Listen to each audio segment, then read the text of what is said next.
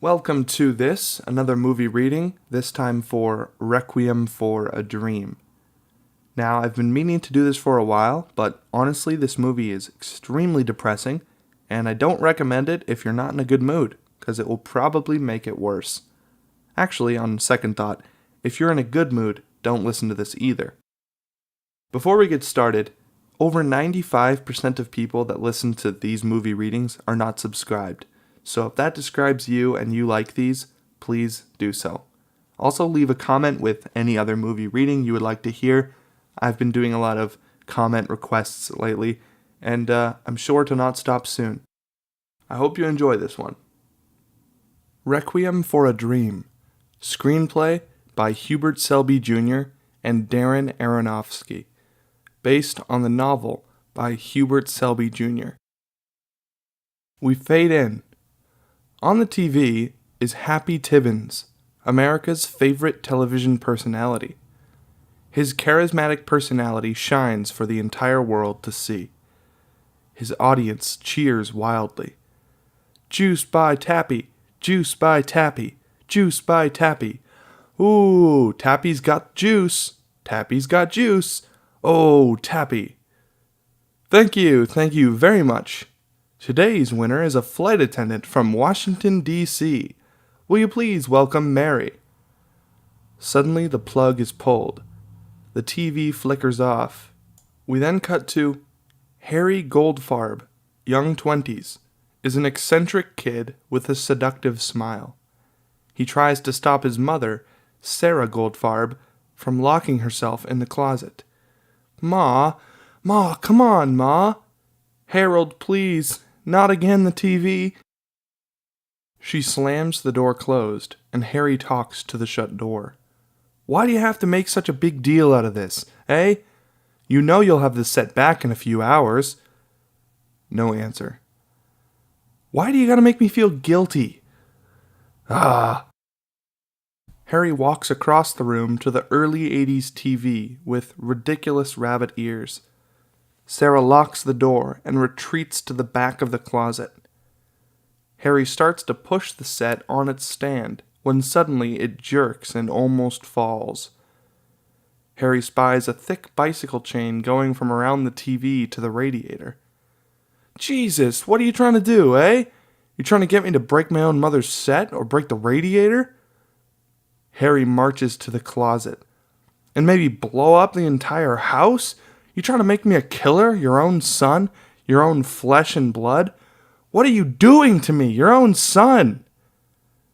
Then a thin key slowly peeks out from under the closet door. Harry works it out with his fingernail and yanks it up. Why do you always gotta play games with my head, for Christ's sake? Don't you have any considerations for my feelings? Why do you have to make my life so difficult? And then meekly from the closet. I wouldn't. The chain isn't for you. The robbers. Then why didn't you tell me? The set almost fell. I could have had a heart attack. Sarah shakes her head in the darkness. You should be well, Harold. Then why don't you come out? Harry tries to open the locked closet door but can't. See what I mean? See how you always gotta upset me? Harry walks to the TV, unlocks the chain, and starts to wheel the TV toward the front door. He pauses by the closet. Ma? Ma, come on out, please, Ma. No response. Inside, Sarah hugs her knees, and then he throws up his hands and mumbles. Screw it. He pushes the set carefully out of the apartment. In the closet, Sarah hears the door shut. She mumbles to herself. It's not happening, and if it should be happening, it would be all right. So don't worry, Seymour. It'll all work out. You'll see already. In the end, it's all nice. We smash cut to black and Requiem for a Dream. Waiting for Harry is Tyrone C. Love, young 20s, leaning against the wall, playing skillfully with a yo-yo. Taking his time, Tyrone helps Harry wheel the set to the dingy elevator. Shit, This mother's starting to look a little seedy, man. What's the matter? You particular all of a sudden? Hey, baby. I don't care if it's growing hair, just so's we gettin' our braid. Lining the front of the building is beach chairs, 10 female yentas absorbing the sun and passing judgment on Harry. Harry says hello and is greeted by a chorus of fake, sarcastic hellos in return. Harry and Tyrone carefully navigate the TV through the streets of the old Brooklyn neighborhood.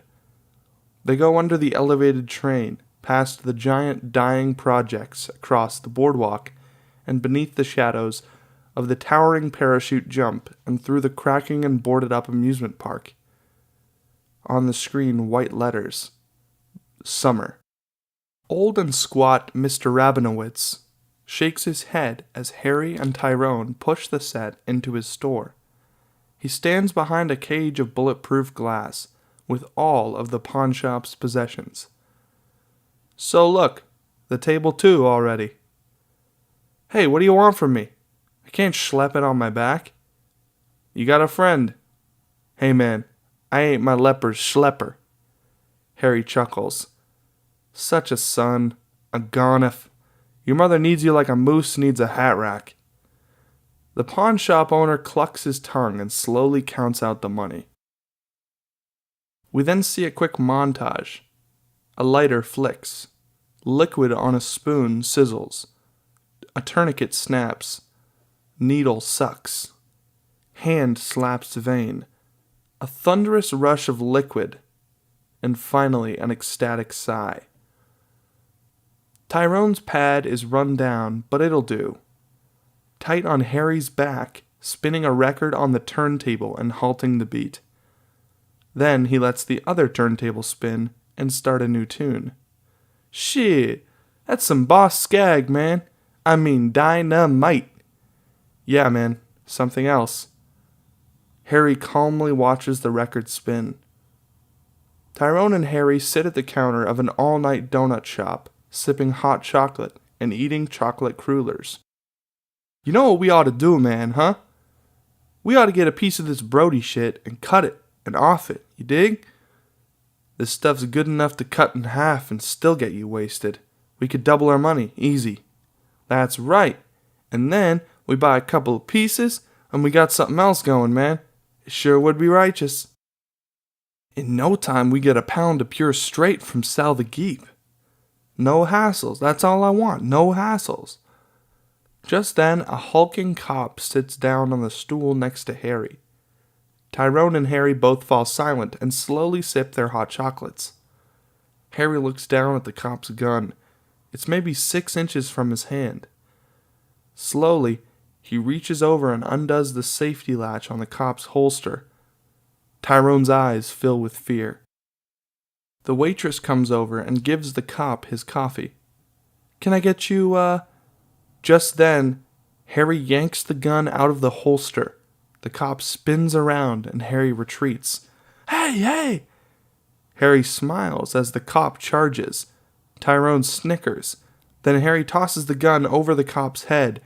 Tyrone catches it. The cop chases Tyrone. Harry and Tyrone laugh as they toss the gun back and forth just over the frustrated cop's head. The cop slips and falls on his ass, and we cut back to reality, 5 minutes earlier. Anything else, huh?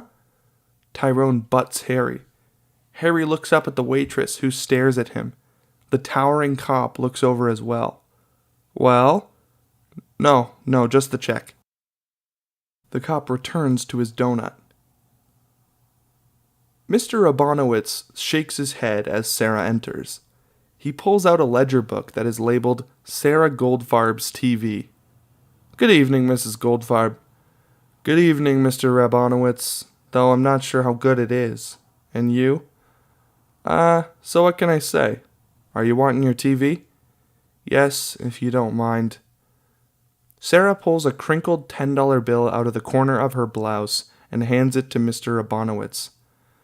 Mrs. Goldfarb, can I ask you a question, and you won't be taking it personal? Sarah shrugs. How many years we known each other? He nods his head. Who's to count? Why don't you tell the police already so maybe they could talk to Harry and he wouldn't be stealing no more the TV? Oh, Mr. Abonowitz, I couldn't. Harold's my only child. He's all I have. Sarah chains the TV to the radiator again. She turns on the set, adjusts the rabbit ears, and watches whatever is on. Sarah smiles as she settles into her chairs. She ceremoniously removes the plastic wrapper from around the box of chocolates. Immediately she pulls out the chocolate, covered in cream, and lets it dissolve in her mouth. Her eyes shut in gentle ecstasy. Looking straight up at the 30-story Seacoast Tower, with sharp eyes, is Marion. She is beautiful, fresh, and in her young 20s. Harry, with a stack of newspapers under his arm, comes up from behind and kisses her on the neck.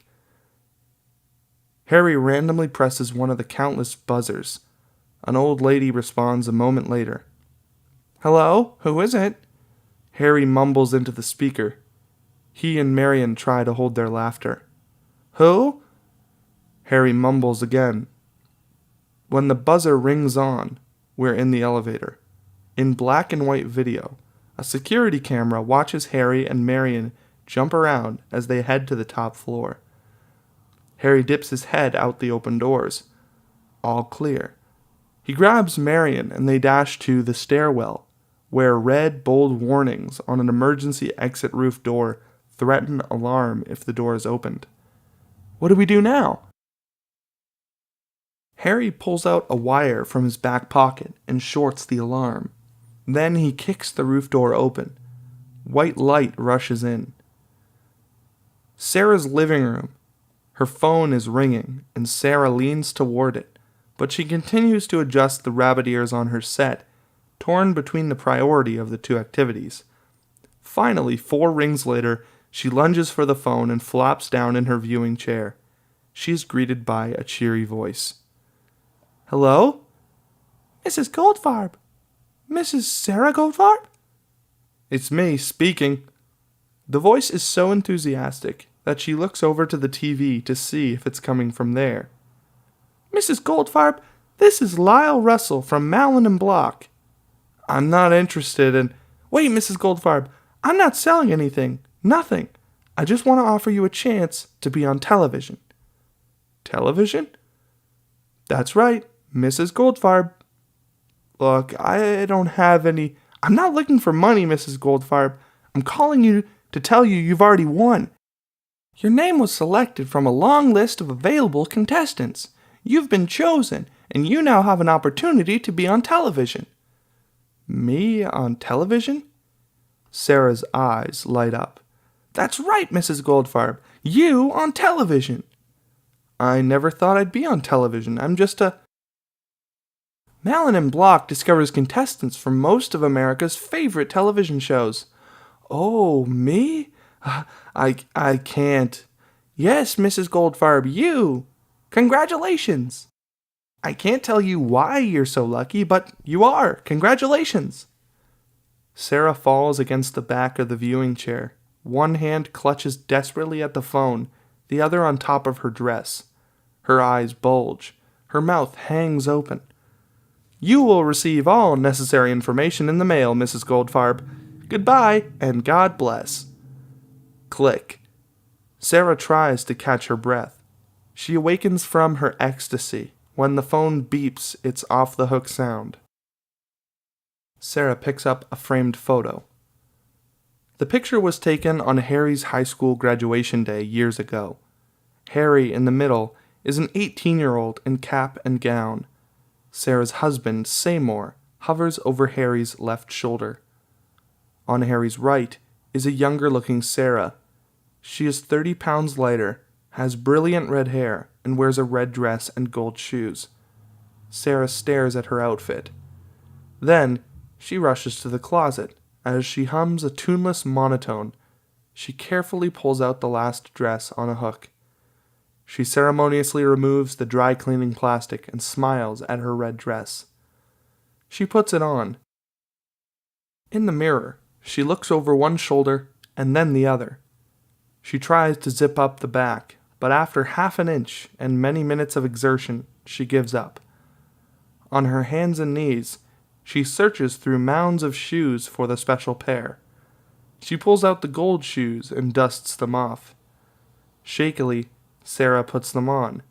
She smiles at herself in the mirror. Harry and Marion throw paper airplanes down on the dying amusement park. But why are you so hard on your folks? I mean, they give you the bread for rent, money for the shrink. They bug me. They're fucking hypocrites. Harry shrugs. No big deal. Like, they're in that big house with all their cars and money. They pay me off so they don't have to deal with me. They pay for charities to deal with their racism. Then we'll see how liberal they are when I come home with a black guy. You know what you gotta do. Yeah? You gotta get away from them. How? What about your clothes? Maybe you could sell them, open a store. I can't. Why? When will I have time to hang out with you? A deserved kiss. Sarah, barely wearing her red dress, knocks on a door. Ada, an orange-haired woman Sarah's age, answers the door. So, where's the party? Party schmarty. This is like all the parties. When I tell you, you'll jump out the window. A basement window, I hope. Ada tries to stuff Sarah into her red dress, but it ain't happening. Well, I have a great diet book. Zoftic.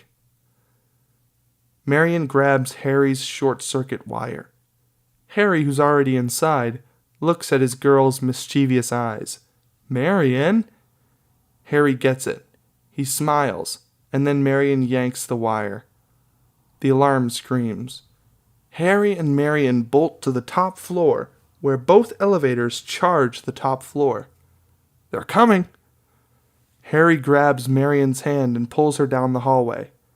Dead end. Harry and Marion squeeze against the doorway, fighting the urge to crack up, and then... Ping! The elevator. A security guard charges out. Harry and Marion hold their breath. The guard heads straight for the staircase. Then our criminals charge the elevator, and in black and white video, make out all the way down. Then Harry and Marion burst out the front door laughing, alarm ringing behind them. We see a mailbox open, and Sarah disappointedly peers into the empty darkness. Sarah sits in her viewing chair watching television and reading her diet book as she slides herself a chocolate. The diet book is called 10 Pounds in 10 Days. She flips through about 100 pages of introduction until she comes to the words, first week. She stares at the page and suddenly becomes concerned. She reaches for a chocolate-covered caramel as we read the page with her. Breakfast, 1 hard-boiled egg, 1/2 grapefruit, 1 cup of black coffee, no sugar. Lunch, 1 hard-boiled egg, 1/2 grapefruit, 1/2 cup lettuce, no dressing. Cup black coffee, no sugar.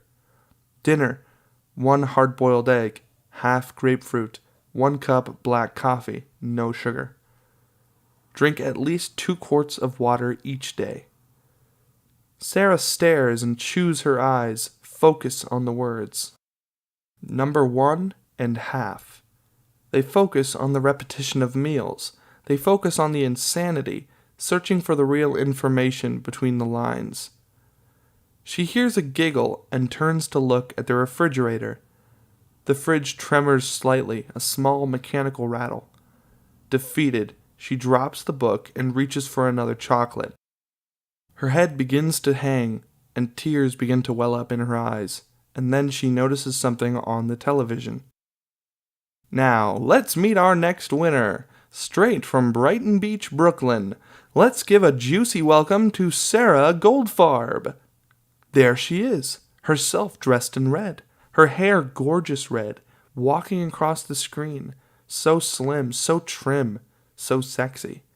Such curves. This is Red Sarah. Our Sarah's tears fade as her chin lifts and she begins to smile.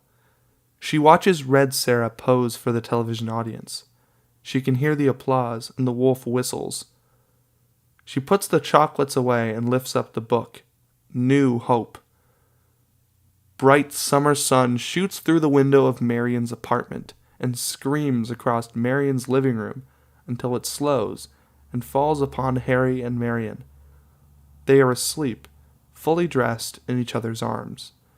The racing sound of the outside midday summer traffic dissipate, and they are alone in a vacuum of melodious heartbeats and deep breaths. Ada strips Sarah's hair with a smelly homemade peroxide concoction at the sink. They're positioned so that they can watch the TV set from the corner of their eyes. Ugh, what a smell! That's the Gowanus Canal? Just relax, Dolly. You got a long way to go. You'll get used to it. Get used to it? I'm almost losing my appetite. They chuckle. When's lunch? Bigger laugh. Sweetie, we're lucky if we're finished before supper. So long? That's right. With you, we're starting from scratch one. I thought I would catch a little sun today. In a box, you'll catch it. You just relax and think how gorgeous you'll look with red hair. Today, the hair. Tomorrow, the sun. Marion straightens up in the kitchen. Harry is spinning some records on his portable turntable. Tyrone plays with his yo-yo. Anybody want to waste some time? Marion pulls out 3 pills. Harry and Tyrone each grab one. Ingestion. Wide shot of the kitchen in time-lapse. The next 3-minute scene is actually 3 hours as Harry, Marion, and Tyrone hang out. We listen to them at normal, if not slowly slowed down speed. I'm starving. Yeah, me too. Get me a Snickers. Damn, Ty, don't you eat anything except Snickers? Yeah, Chuckles. I dig Chuckles. You sure as hell don't know anything about eating, man. What you need is some good noodle soup. Shit, Pepsi and Snickers, it'll take care of anything. And maybe some bread. I prefer the type that goes in my pocket, not my mouth. Exactly. Angel told me about a job. In the flash of an eye, Harry changes record after record. Tyrone rolls a joint and Marion lights some candles. A job? What, you lose a bet? Tyrone giggles. Damn, this is a righteous chick, Jim. No, we got this idea. Tyrone has this connection, Brody, with some dynamite shit. If we can get some cash together and we can make a piece, we can cut it up and make a fortune. Soon, we could get a pound of pure and retire. We'd get off Hard Knocks and we'd be on Easy Street. Someone is at the door. Marion answers it and 7 friends pile in. Everyone is in time-lapse and everyone is partying. We watch and listen to the evening's festivities until... What's the catch? Suddenly the racing kitchen clock stops. Sarah stares in the mirror, blinking at her ridiculously orange hair. It's nowhere near red. That's red? Well, it's not exactly red, but it's almost. Maybe in the same family. The same family? We're not even distant cousins already. It's a red. It's not red, but a red. Red. You're telling me this is a red? Yeah, I'm telling. It's a red. Then what's orange? If this is red, I don't want to know what's orange. Ada looks at Sarah's hair, and then her reflection, and then back to Sarah's hair, and then back to her reflection. She purses her lips and shrugs. Well, it could be a little orange, too. A little orange? It's a little orange like being a little pregnant. So what's to worry? It'll be all right. What's to worry? Someone may try to juice me. Relax, Dolly. It just needs a little more dye. It'll be all right for television. All day long, I'm getting my scalp scraped and burned and smelling like dead fish, and I look like a basketball. Relax. You should learn to relax. That's your trouble. You don't know how to relax already. I'm telling you, it's all right. Tomorrow, we'll do it again, and you'll look like Lucille Ball. Ada leads Sarah away from the mirror. Post-sex, pre-sleep intimate talk at Marion's apartment. You know something? I've always thought you were the most beautiful woman I've ever seen. Really? Since the first time I met you. That's nice, Harry. That really makes me feel good. Good for your ego, eh? Well, I can't say that it does any harm, but that's not what I mean. It makes me feel good all over. Well, lots of people tell me that, and it's meaningless, completely meaningless. You mean because you think they're putting you on? No, nothing like that. I don't know or care if they are. I guess maybe they really mean it. But from them, it just doesn't mean anything to me. When you say it, I hear it. You know what I mean? I really hear it. Someone like you could really make it all right for me. You think? Yeah, I've been thinking. Harry drifts off, and Marion's interest is sparked. What? Harry looks at Marion. A beat. Then he gets the courage. He jumps out of bed. Here. He pulls Marion. She laughs. What? Harry, in a shirt, stands over Marion, who's wrapped in a sheet. They lean over a folder on the kitchen table. You remember when I told you about the store? Well, I've been thinking about it. I put together some numbers, and it's not impossible. I think we can do it. We should do it. We can do it together. How long have you been thinking about this? Not so long. Since we started hanging out. A pause. Marion thinks. It's a great idea. Yeah? It is. Let's do it. Let's open it in the city. How do we start? Well, first me and Ty gotta get money for the piece, and then I'll get it. Nah. No, I can. Really? How? How do you think? My fucking parents. A laugh, and then they hug and kiss gently. Harry pulls his face back a few inches from Marion's. I think I'm falling in love with you. Think? Tight shots and quick cuts as Harry kisses the tip of Marion's nose, and then her eyelids, and then her cheeks, then her soft lips, her chin, her neck, and lastly, her earlobes. Then he whispers in her ear, Marion, I love you. We fade to blinding white, and then to Sarah's mailbox. We pull out of the white and into Sarah's mailbox. She peeks in, but it's empty. Tight on the kitchen clock, ticking normally.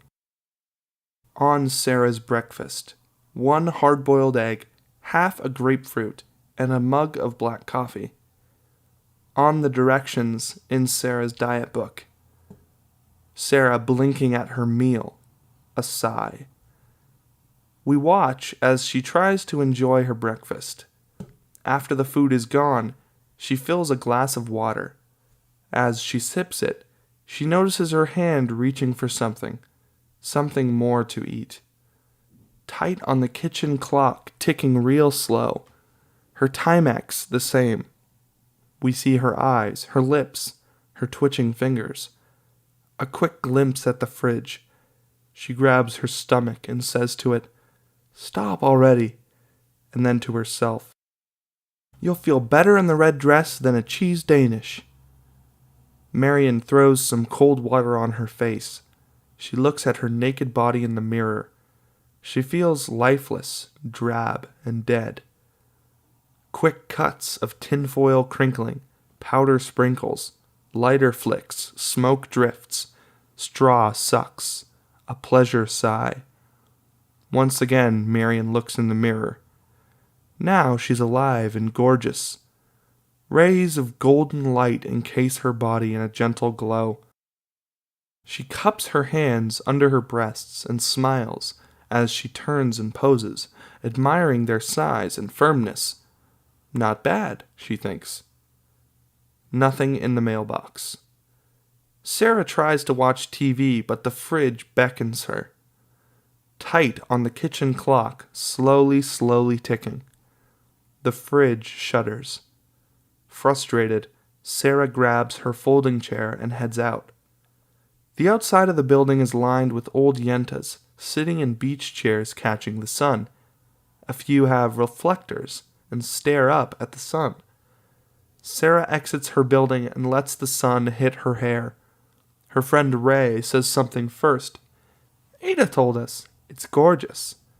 Thank you. We're making it a little darker tomorrow. So why darker? To match my red dress. But now it's looking like Lucille Ball. But I'm not. But soon, I'm on a diet. Yes, she is. Cottage cheese and lettuce? No. What diet you want? Eggs and grapefruit. Oy vey. I was on that one. Lots of luck, Dolly. It's not so bad. How long you been on already? All day. All day, it's 1 o'clock. So I'm thinking thin. Now old Miss Scarlini pipes up. My Rosie lost 50 pounds, like that. Almost. Like that? Like what? Poof! You put her in a sweatbox? A doctor. He gave her pills. It makes you not want to eat. So what's so good about that? You mean I'm sitting here not thinking about chopped liver and pastrami on rye? With a slice of onion and mustard. Herring. Herring? Yeah, herring and sour cream. When the sun goes behind the building, I'm having a nosh. You shouldn't talk like that when someone's on a diet. Hey, big deal. I'll sneak an extra piece of lettuce. I'm thinking thin. The mailman. Just then, the mailman arrives. Sarah picks up her chair and follows him into the building. Ada, Ray, and the other yentas follow Sarah. Goldfarb, Goldfarb! I know you have something for Goldfarb. Let's see. Not much around here except at the beginning of the month with the Social Security checks. But I'm expecting something. Here we go. Something for Goldfarb. He hands her a thick manila envelope. The yentas follow Sarah into the apartment. Yenta number 2 flips on the TV. Someone else starts a pot of coffee. So, let's see. Open it, open it. Sarah carefully opens the envelope. She takes out a questionnaire. So when do you go on? They decide after sending you this form. Oh, it's so exciting. The other women murmur their excitement too. Ada takes the application from Sarah and places it on the table. Okay, you sit, Dolly, and just answer the questions. Sarah, a bit nervous, sits down. Ada gives her a pencil and leans over her shoulder. The yentas crowd around. Name? Easy enough. Sarah Goldfarb. You call that a question? That kind I take 6 at once. The yentas laugh as Sarah carefully prints her name. Address. A breeze. Sarah fills out question after question until... Uh-oh. What? Date of birth. So now we're getting personal. Okay, I'll tell you. She fills it in. Age? So now you want me to count for you? Marital status? Wanting, needing. How about if I win Robert Redford? A big laugh. Sex? A bigger laugh.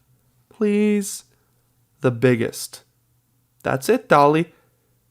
Sarah holds the paper against her chest and says a short prayer. The yentas respect her silence. She carefully folds it and places it in a self-addressed envelope. She seals it and holds the flap down for many seconds. Then she puts it on her chair and sits on it, just to make sure it's sealed. Next, she tosses her head and shoulders at the refrigerator and says to it, Who needs ya? Sarah marches out of the building waving the envelope. The yentas follow their friend. Victorious, they march to the mailbox. I wonder when you'll hear. Maybe they'll send you to the Tavern on Green. That's where they send all the stars. I'm eating eggs and grapefruit at the Tavern on Green. The ladies laugh as they follow their hero, their savior, their victor. Suddenly, the envelope begins to glow. It glows a brilliant white. At the mailbox, Sarah kisses the envelope and drops it into the mail slot. She closes the lid and then opens it to make sure it has dropped into the box. Then the ladies huddle around Sarah as the blue mailbox begins to radiate and bathe them in cool blue light. The yentas. Ooh. Ah. Tyrone is on the phone with Brody's henchman. Harry sits at the table counting 20s into a small, neat pile. Dynamite! Dynamite! Dynamite! All right, we's on the way. Tyrone hangs up. Brody's man says it's real fine shit. All right, here we go. Here we go. Let's do this right. Naturally. Tyrone takes the money and slaps Harry's 5. Tyrone leaves. Harry spins some vinyl, rolls a joint, sparks it, and takes a few pokes. He starts grooving with the music as his nervousness dissolves. Then something is off. Harry feels it. He stops the turntable. Suddenly, it's a sunny day in Tyrone's bedroom. The back wall is gone, and stretching into the sea is the Coney Island Pier. Now, strolling with a baby carriage is a woman in a red dress. It's Marion. Harry watches her from Tyrone's apartment. He calls for her, but she keeps going. He chases after her. He's trying to get a glimpse into the carriage. Finally, Marion hears him and she spins around. She smiles and waves. She reaches into the carriage to pick something up. Harry is almost with her. He keeps running.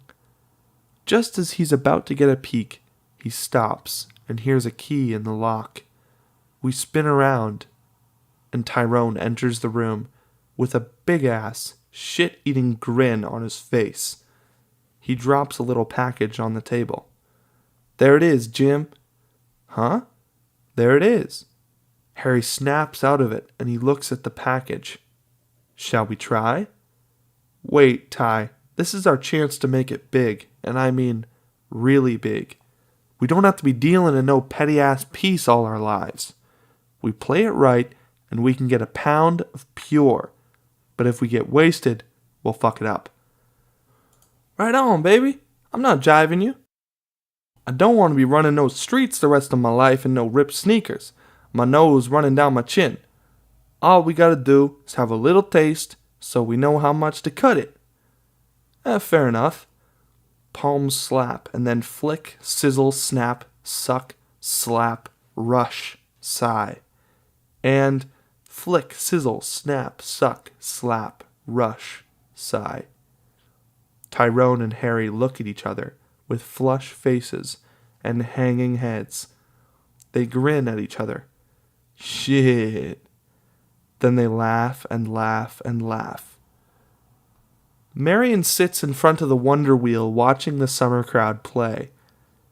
She unpacks the shopping bag next to her. She pulls out some sketch pads, pencils, charcoal, and a sharpener. She stares at the blank page. A moment later, she begins to sketch. Sarah sits in her apartment chair, trying to watch TV. But she can't concentrate. The kitchen clock ticks terribly slowly. So does her Timex. Everywhere she looks in the room, steaming hot food appears. Over there, by her plants, is a bacon double cheeseburger. Then, over there by the lamp, is a chocolate-covered eclair. She grabs a glass of water and downs it. She turns to the fridge. It shudders at her. She screams at it. Shut up! Suddenly the fridge door becomes transparent, and she can see all the produce in her stuffed fridge beckoning her. She turns away and goes into the bedroom. She flips off the light and tries to sleep. She closes her eyes, but they pop open. And then slowly her beige ceiling disappears and turns into a clear blue sky with puffy white clouds. Then it dissolves into a sizzling, juicy pizza pie. Sarah twists and turns. Then the pie turns into a chocolate-covered cherry. Then it becomes a bagel, smothered with lox onions and crowned with a healthy slice of tomato. There's no hope. Sarah sits up in her bed and reaches for the phone. She dials. Louise, it's Sarah. I need the number of that doctor. On Harry, looking hollow in Marion's apartment. Why do you have to see him, for Christ's sake? Cut the son of a bitch loose. Marion is dressing herself up in front of the mirror. She looks like $1,000,000 in a chic black dress. She carefully applies her lipstick. I don't want him mentioning to my parents that I have stopped therapy. They're already pissed at me and they're thinking of cutting me off. Marion turns and touches Harry's face tenderly. Sweetheart, I'm not going to sleep with him. He's got some issue with womanly blood, so I told him I'm on the rag.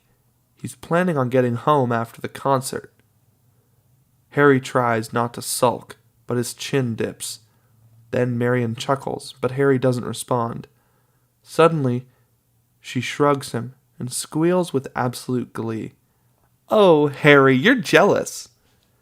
Harry half-heartedly tries to push her away, but Marion doesn't let him. Come on, sweetheart. Put your arms around me. Come on, please, please. She lifts his hands and puts them on her shoulders as she snuggles deeper into him. Then she starts kissing him on the ears, eyelids, and neck. Soon he starts to giggle. Come on, stop, you crazy girl, or I'll bite you on the throat. They laugh as they tickle each other and cover each other in kisses. Raoul's Café. A fancy French pretension. 2 plates of frog legs, 2 glasses of Cinzano with twists, and a stunning Marion with a dumpy Arnold the Shrink.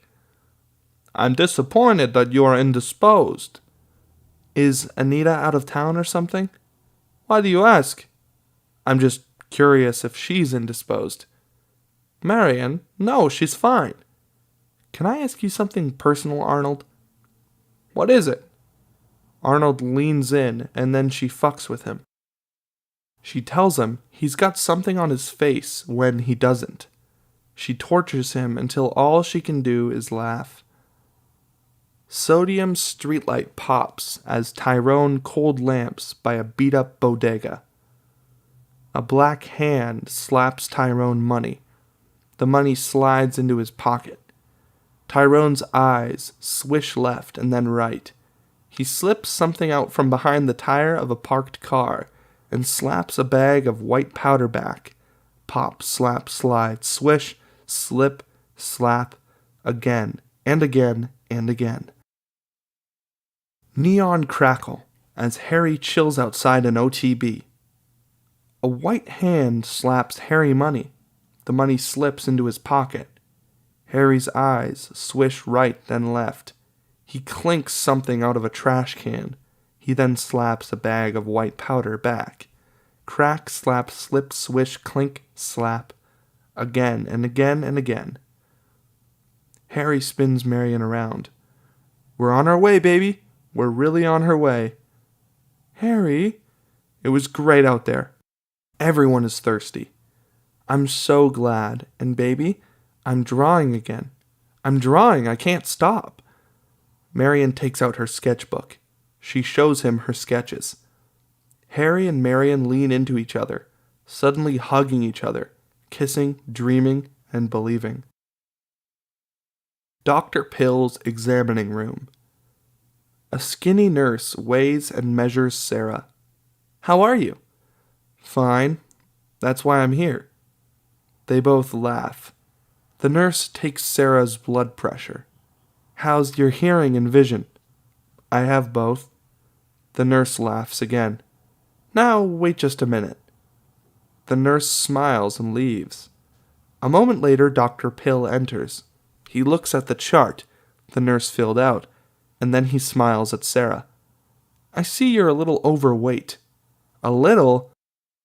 I have 50 pounds I'm willing to donate. We can take care of that, no problem.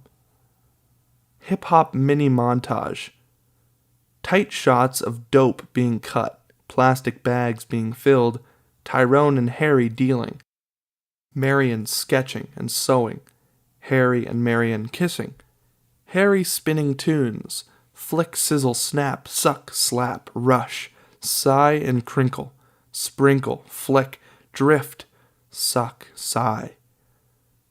Harry and Tyrone neatly stuff a shoebox full of money.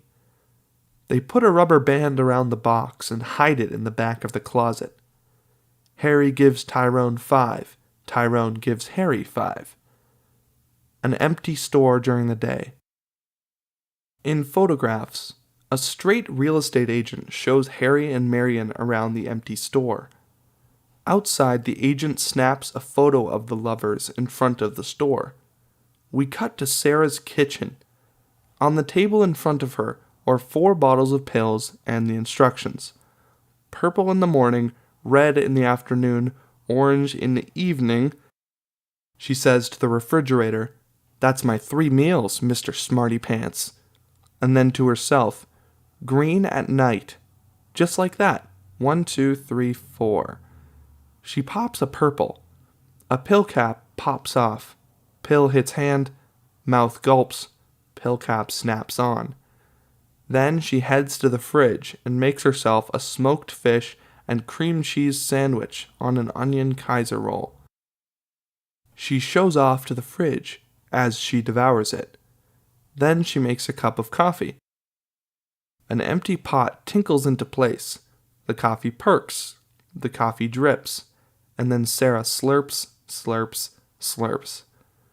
She picks up the remote and flips on the set, but she can't seem to sit down, so she heads outside with her chair.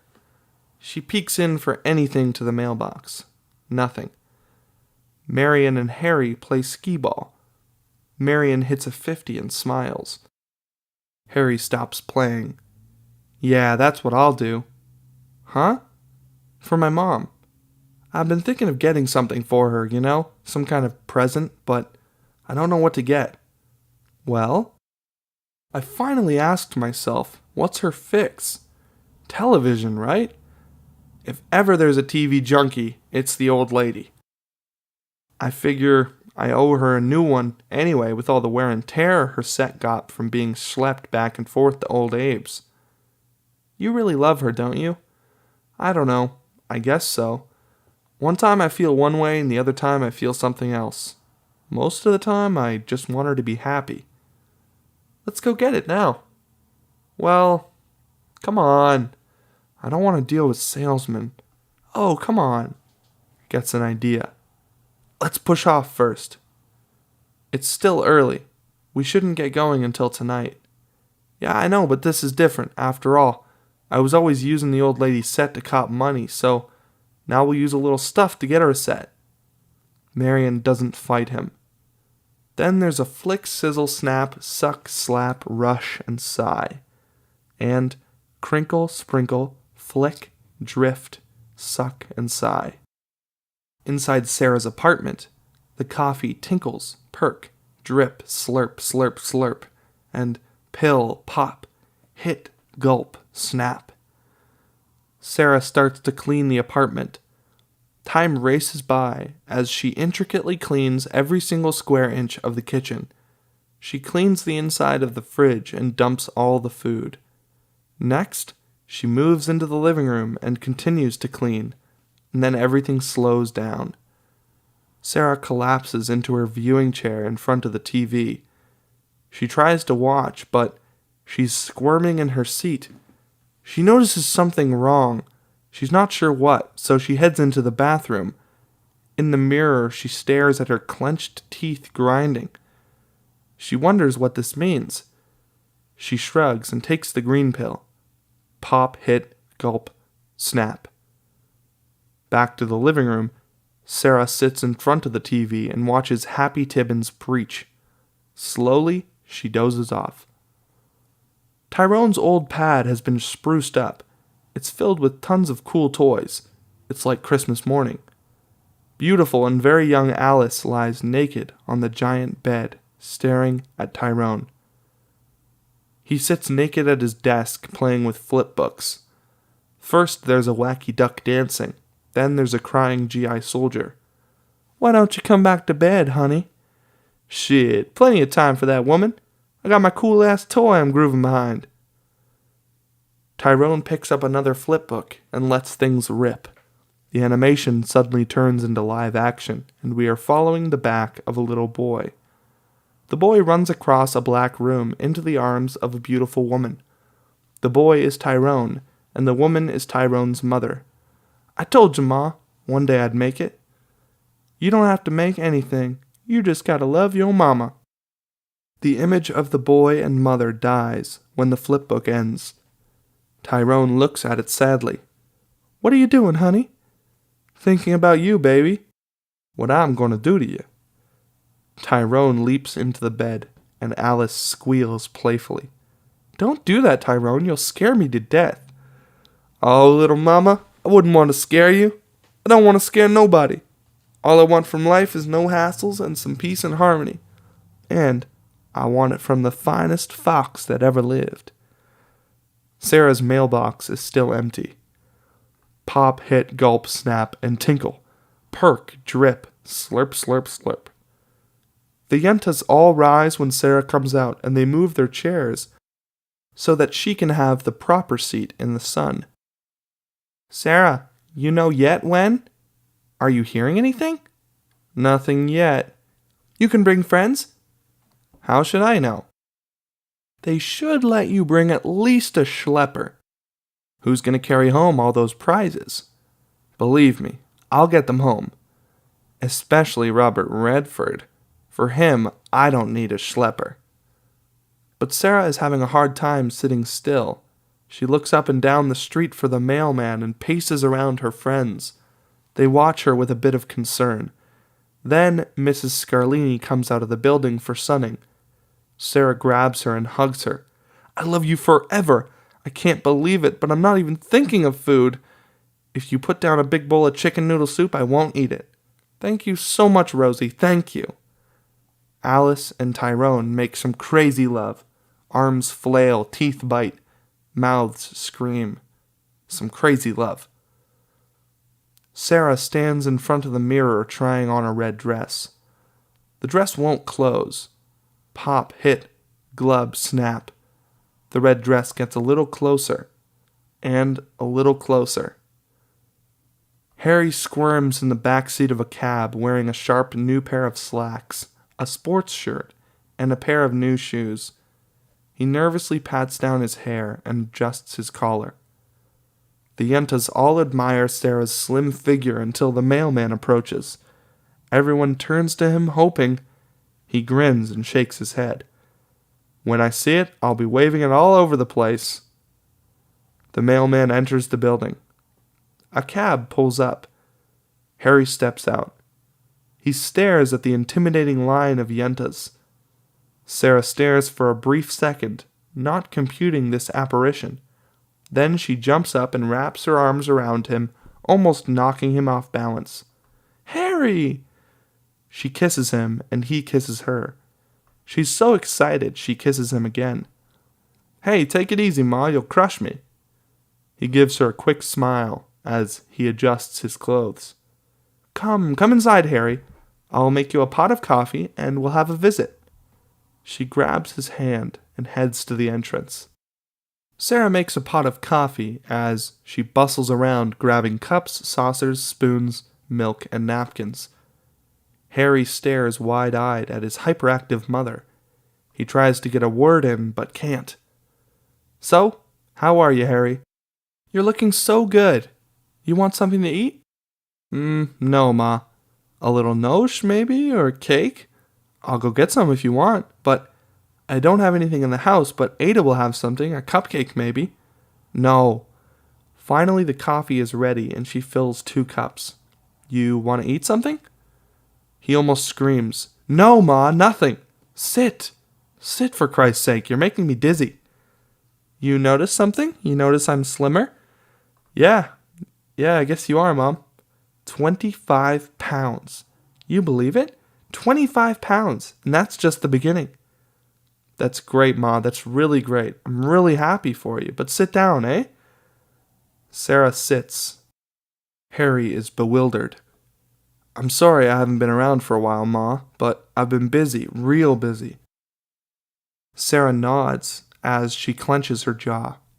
You got yourself a good job? You're doing well? Yeah, Ma, real good. What kind of business?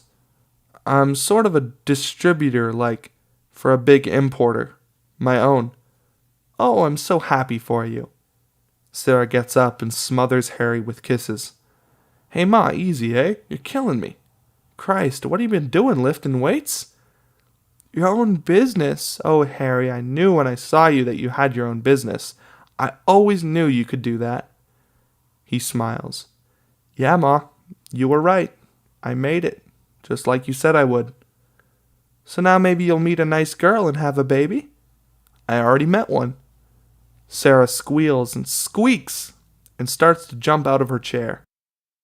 Harry folds his arms up in front of him. Jesus Christ, Ma, don't go apeshit, eh? Is she a nice girl? Who's her parents? What? You know her, Ma, Marion. Marion Silver, remember they...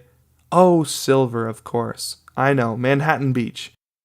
He's got a house on the Esplanade. Garment business. Yeah, he's big in women's undies. Harry chuckles. Sarah is so happy.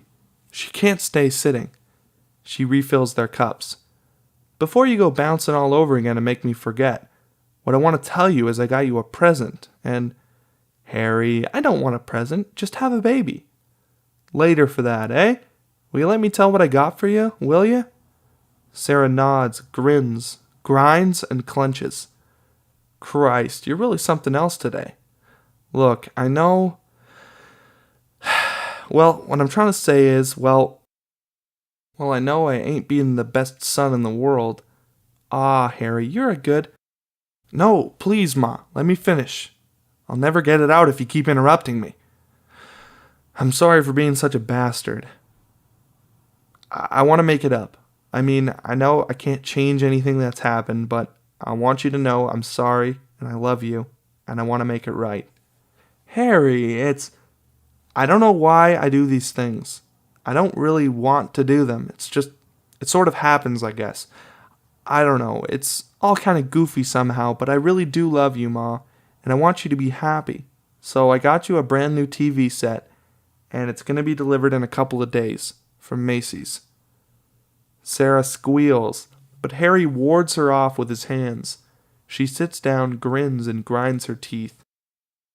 Oh, Harry, you're such a good boy. Your father would be so happy to see what you're doing for your poor, lonely mother. Harry leans over and gives her an honest, open, and perfectly beautiful kiss. You see that, Seymour? You see how good your son is? He knows how lonely his mother is living all alone, no one to make her a visit. Harry feels pretty good as he listens to his mother until something puzzles him. He stops hearing his mother, and now he suddenly hears some other strange sound. What is it?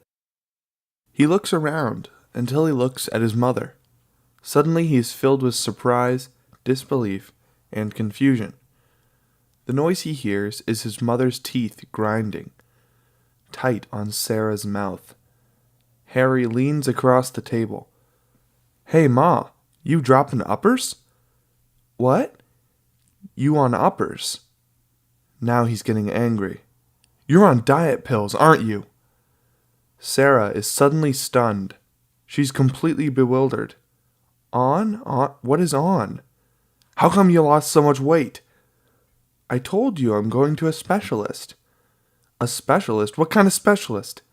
What kind? A specialist for weight. Yeah, that's what I thought.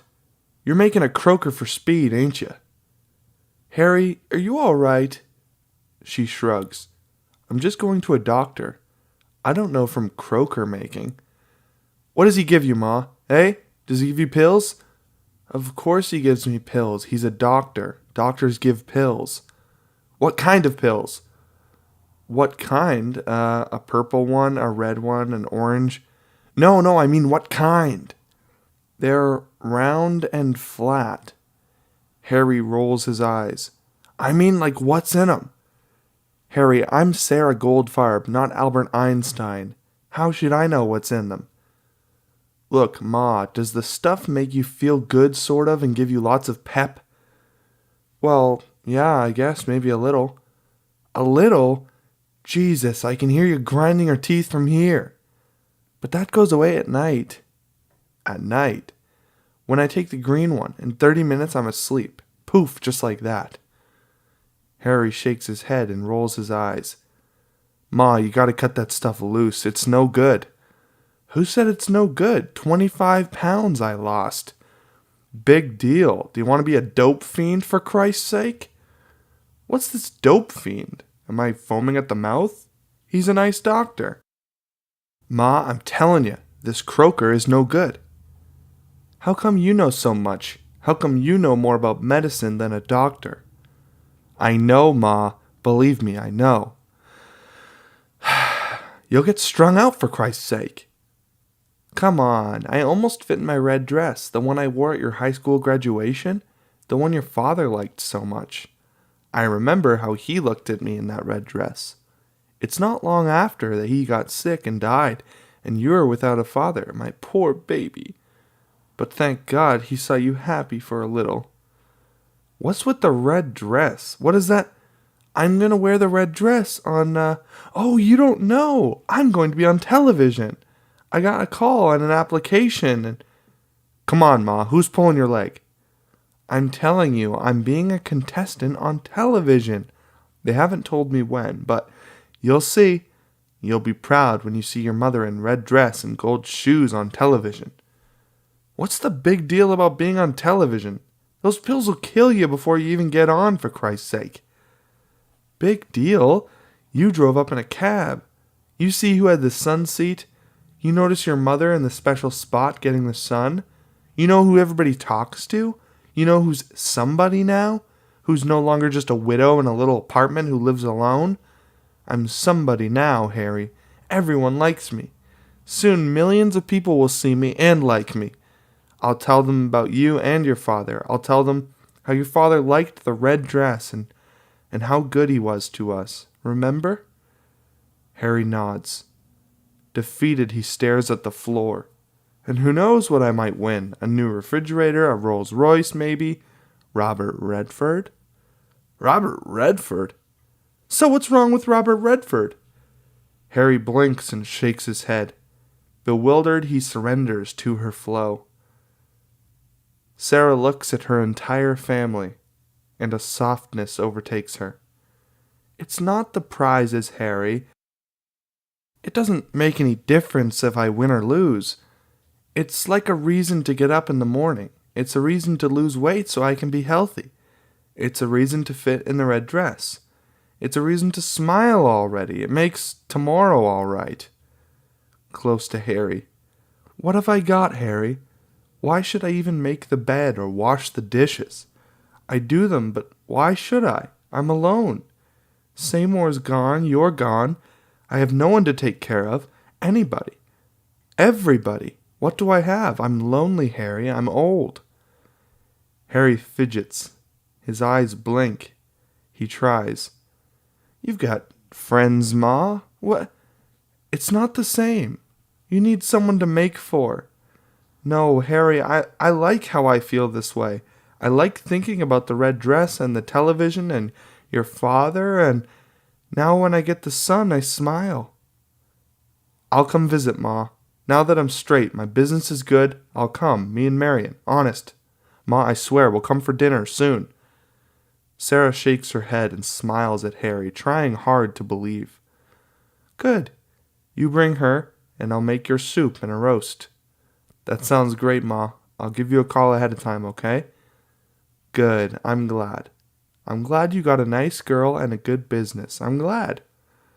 Sarah gets up and hugs Harry, tears welling in her eyes. Your father and I were always wanting only the very best for you. I'm glad, Harry, that you have someone to be with.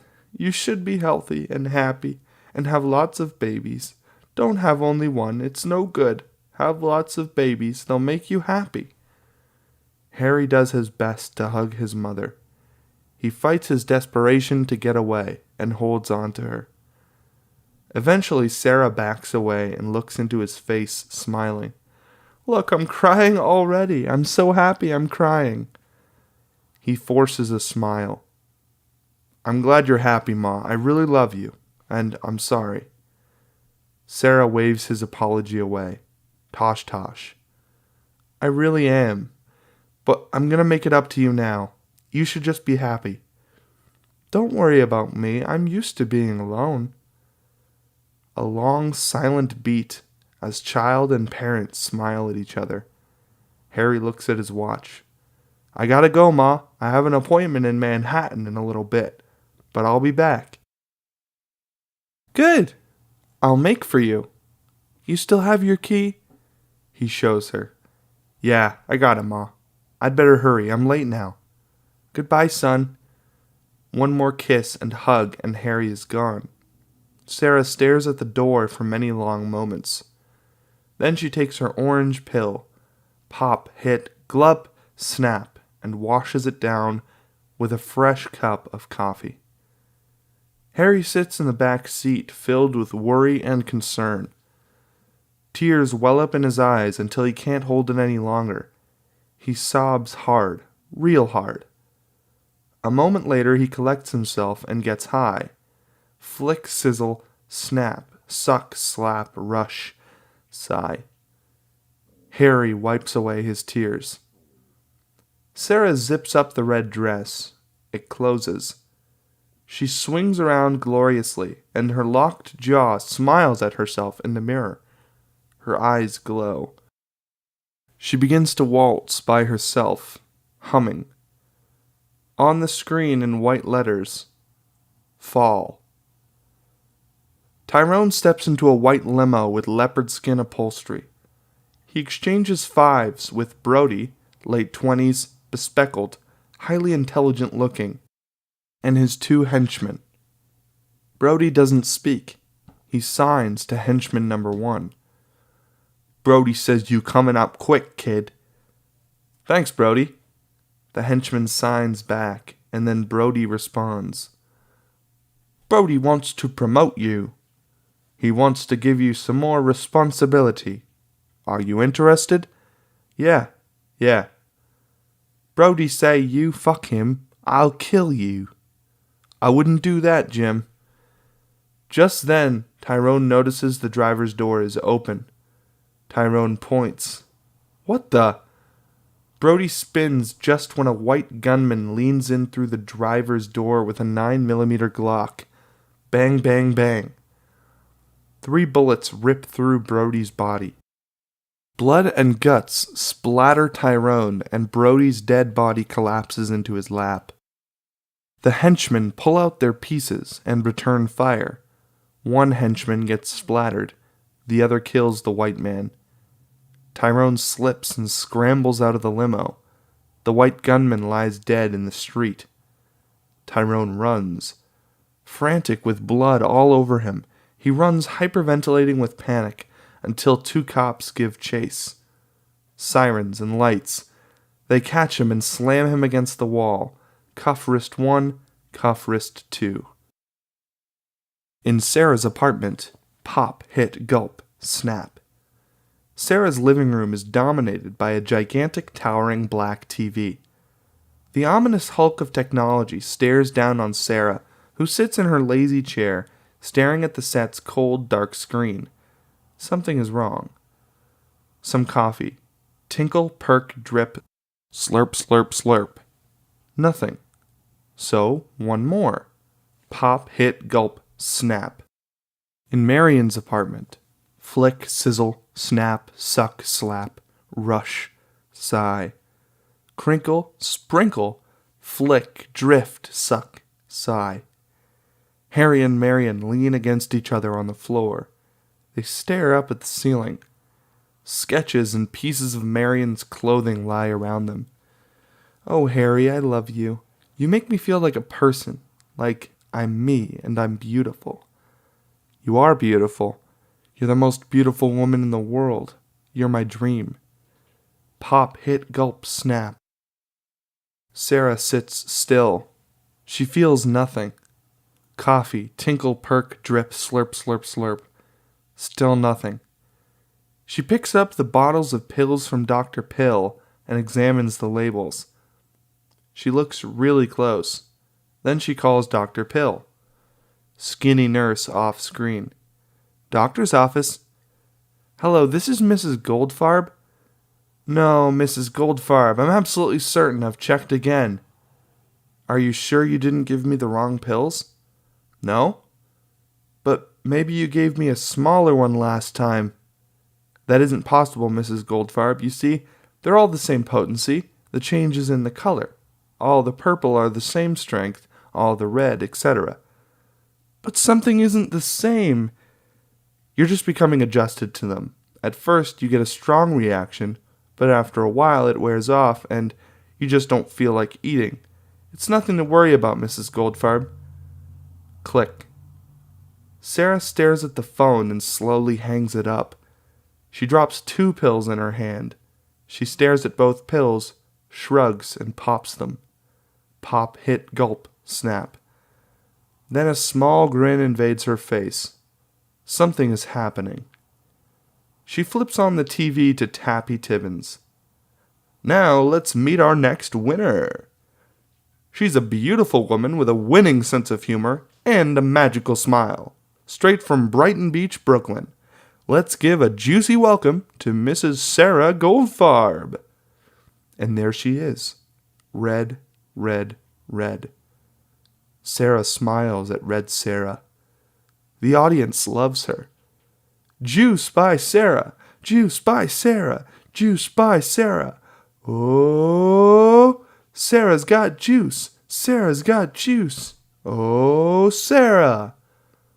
But back in the real world, the fridge shudders. Sarah stares at it, concerned. Tyrone, terrified, holds on to the bars for dear life in the holding tank. Junkies and winos that seem more like ghosts and giant rats taunt him, until... Love, Tyrone C. 735, get your shit together and come on. Harry and Tyrone rap as they scan the streets searching for a connection. They eye other junkies suspiciously. How much? They got most of our cash. You're up for consorting. Shit. Angel says it's a war between the Italians and the blacks. He says Sal the Geep is keeping all the shit down in Florida until guys like Brody are all knocked off. Shit. No one's got a thing. Except Big Tim. Who? He's holding a nice taste. How much? Some say a piece. Others say a truckload. Shit, let's go see him. He's holding, but he's not selling. He's only giving up for pussy. What? The only habit that motherfucker have is pussy. He hooked on that thing. I told him I'd give him all he want, but he say I'm not pretty enough for him. Just then a white van screeches to a halt at the corner in front of them. The side door opens. 2 white guys toss a dead black guy into a city garbage can. The van screeches off. The black guy's sneakers poke up out of the can. Harry and Tyrone turn around and quickly exit the scene. In Marion's apartment. Well, why don't we just stop using? Harry, Tyrone, and Marion stare at each other for a moment. The implication of Marion's question slowly, through much resistance, sinks in and registers. Yeah, I guess we'd better. Sarah's mailbox. Nothing. Pop, hit, gulp, snap. Sarah starts to circle around the lazy chair, tighter and tighter circles. We pan Marion's apartment. We see Harry, Tyrone, and Marion trying to do something. Anything but nothing. But everything is real slow, and every movement is real painful. The kitchen clock is almost moving backwards. We see their eyes, their sweating lips, their twitching fingers.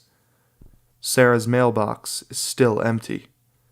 Pop, hit, gulp, snap, and again, pop, hit, gulp, snap. Sarah stops pacing. Out of breath, she towers over the phone. She dials 411. Her mouth races after her speed-drenched mind. Welcome to Bell Atlantic. Number, please. Malin and Block, Manhattan. Please hold for your number. Suddenly the fridge shudders. Sarah jumps. Finally, Marion stands up. It's 3 already. We're making a big deal out of nothing. A bit too willing. Yeah, we can stop using. We proved it right now. Harry, it's stupid to panic and think the world's coming to an end just because we didn't score any solid weight. Okay, fine. Flick, sizzle, snap, suck, slap, rush, sigh.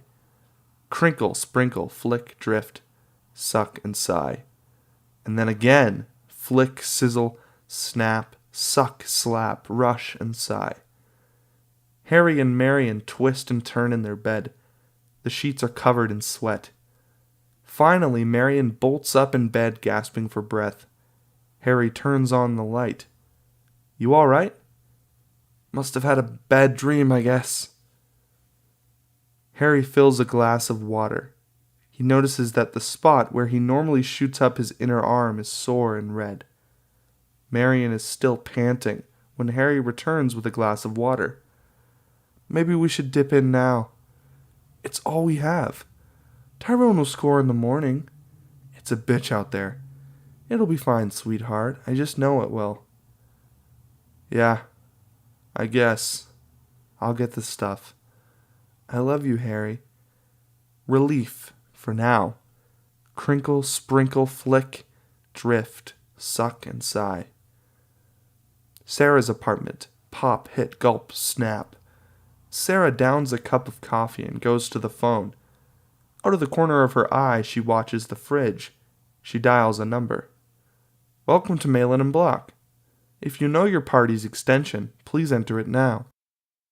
For the directory, please press 411. Sarah presses 411. Please enter the last name of the person you are trying to reach. Russell.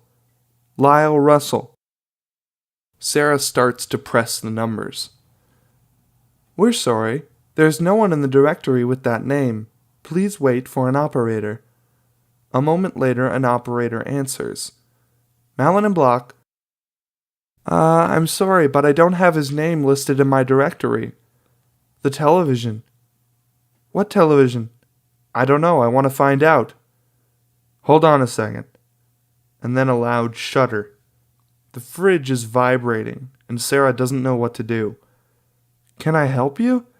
I want to speak to Lyle Russell. Who is that? He called me and said I was going to be on a show and... Just a minute, I'll connect you with the programs department. Sarah waits as the phone rings, and the fridge continues to vibrate unnaturally. Can I help you? I want Lyle Russell.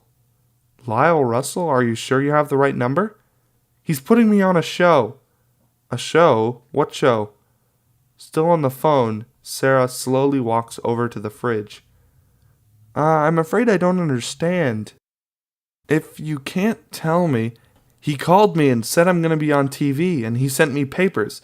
I sent them back a long time ago, and I still don't know when. Oh, I understand. Just a moment.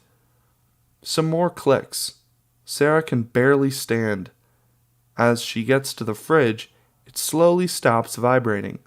Sweat is building. Can I help you? Carefully, Sarah examines the fridge. She's having a hard time talking. Hello? Lyle Russell. Who? Lyle Russell. Are you sure you have the right department? And then suddenly the entire fridge quakes violently. Sarah drops the phone and runs to her bedroom. Hello? Hello?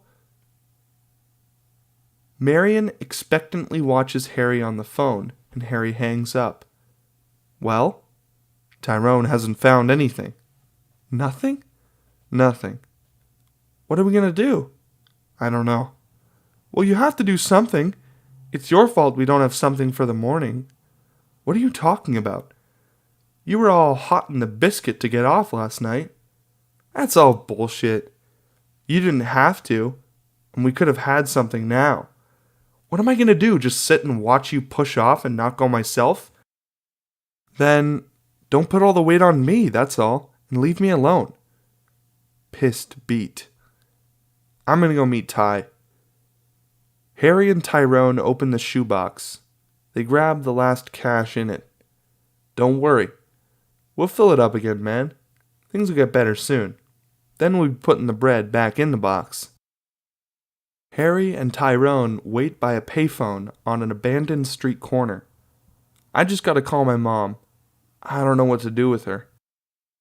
I'm glad I don't have no one laying that kind of heavy mother shit on me, Jim. Yo honkies are too much with that guilt shit. Christ, you ain't kidding, man. I sometimes think we'd be better off without moms. I don't know, man. My mom died when I was 8, but I remember she was one groovy woman. She had 7 kids, Jim. She was all big, like all the time singing and smiling. She just had a big chest like this. She used to cuddle me, Jim. Oh, I remember how good it felt in there, how sweet she would smell. You know, she'd sing and make you feel good all over, just like dope.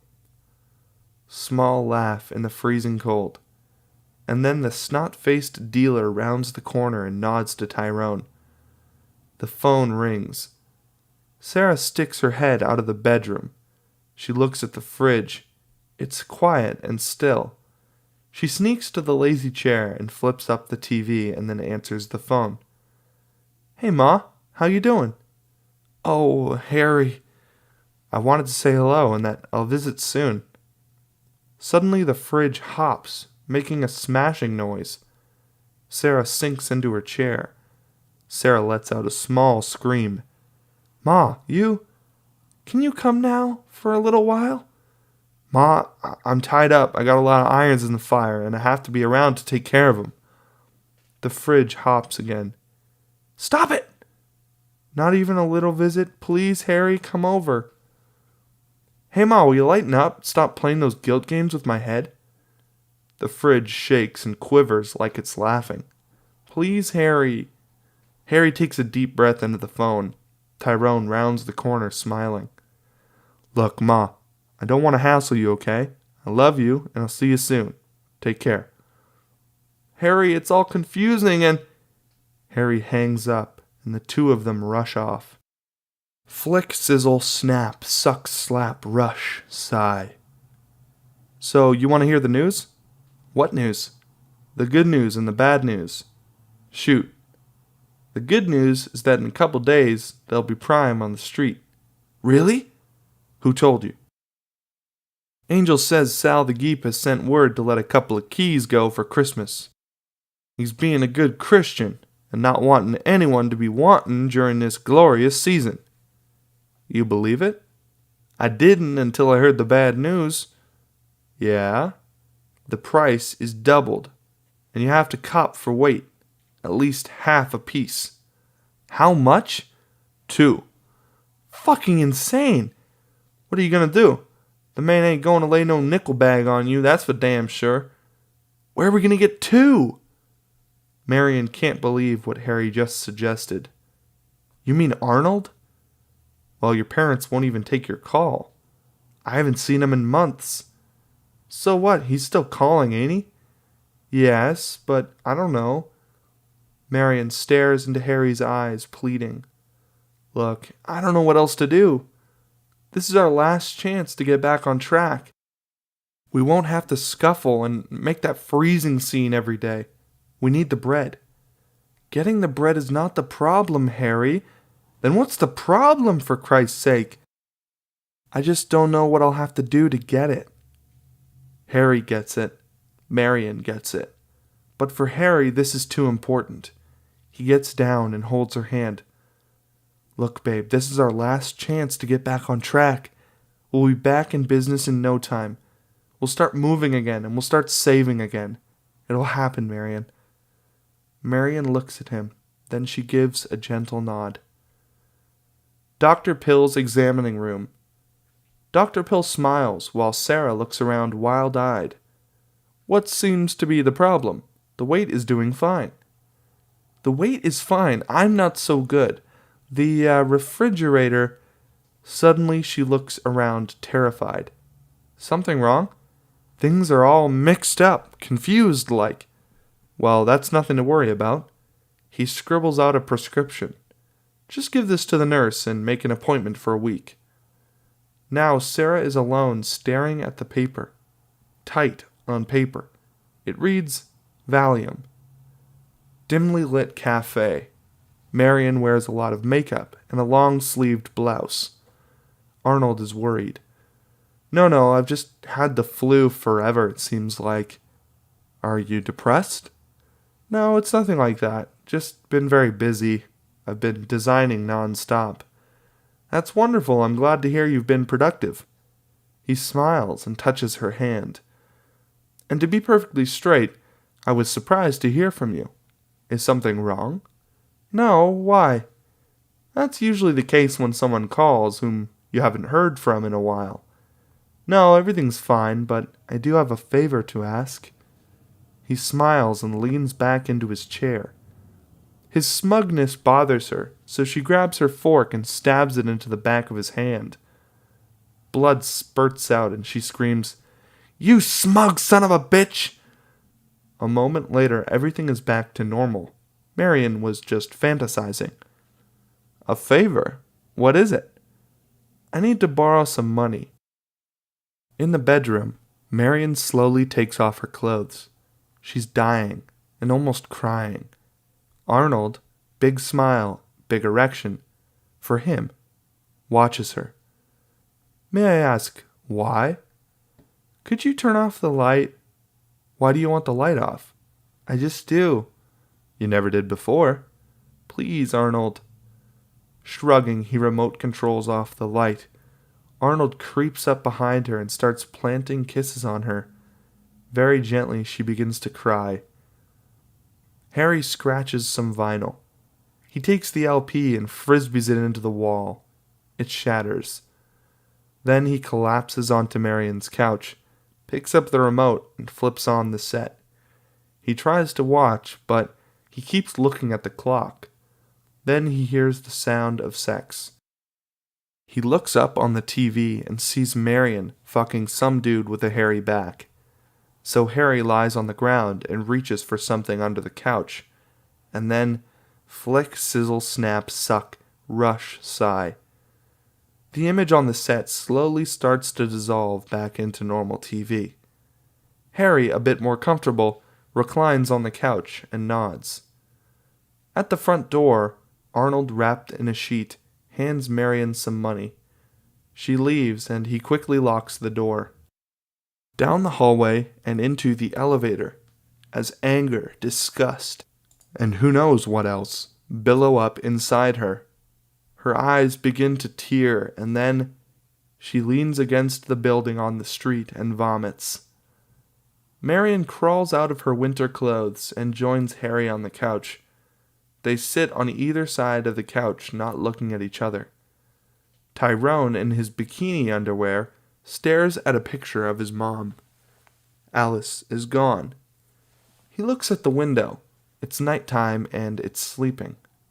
Shit. Tyrone starts to get dressed. Pop, gulp, hit, snap. Sarah puts on some makeup. Her hand is not steady and her work is far from perfect. The lipstick is lopsided. The mascara is caked on one set of eyelashes. In the red dress, with very little energy, she spins in front of the mirror. She starts a dumpy version of the waltz, very slowly. Her eyes are sunken and dark-ringed. Flesh hangs from her upper arms and neck. Harry and Tyrone stroll the aisles of a modern supermarket with an empty shopping cart. They eye other customers, most of whom are junkies trying to act nonchalant and make believe they're shopping. In actuality, they're just trying to figure out what the fuck is going on. You dig the action, man? Yeah, I feel like I'm dreaming. I watch your back, you watch mine.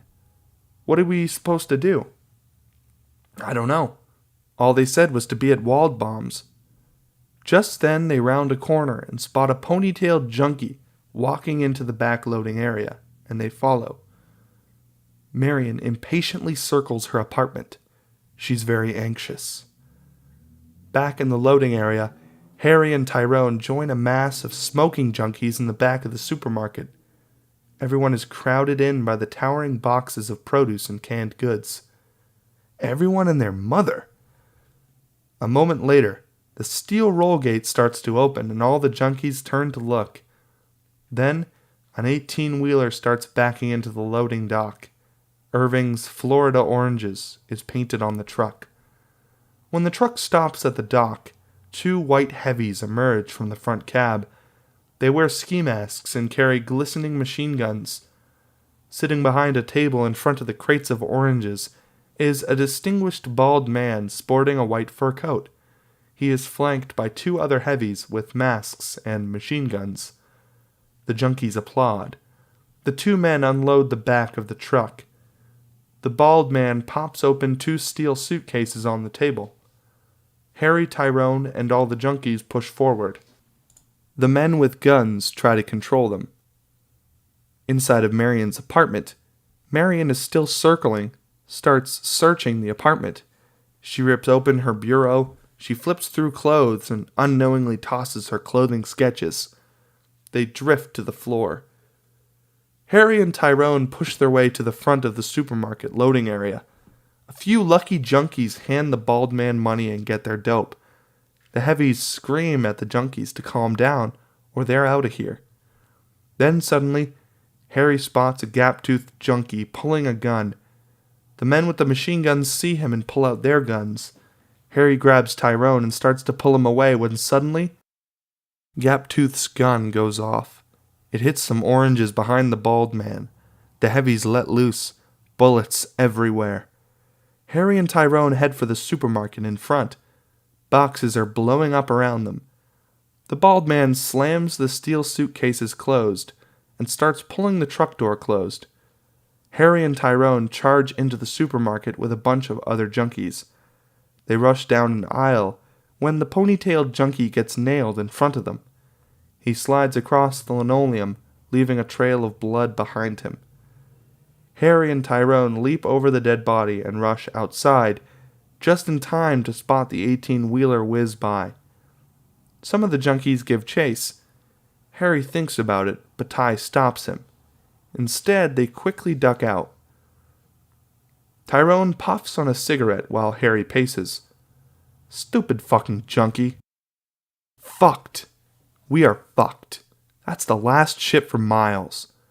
Motherfuckers going back to Florida sitting on their asses in the sun while we're up in here ass deep in snow. Damn it, what are we gonna do now? Then, Harry has an idea. Hey, what would happen if we went down there to cop? Now you're talking. Sunny FL.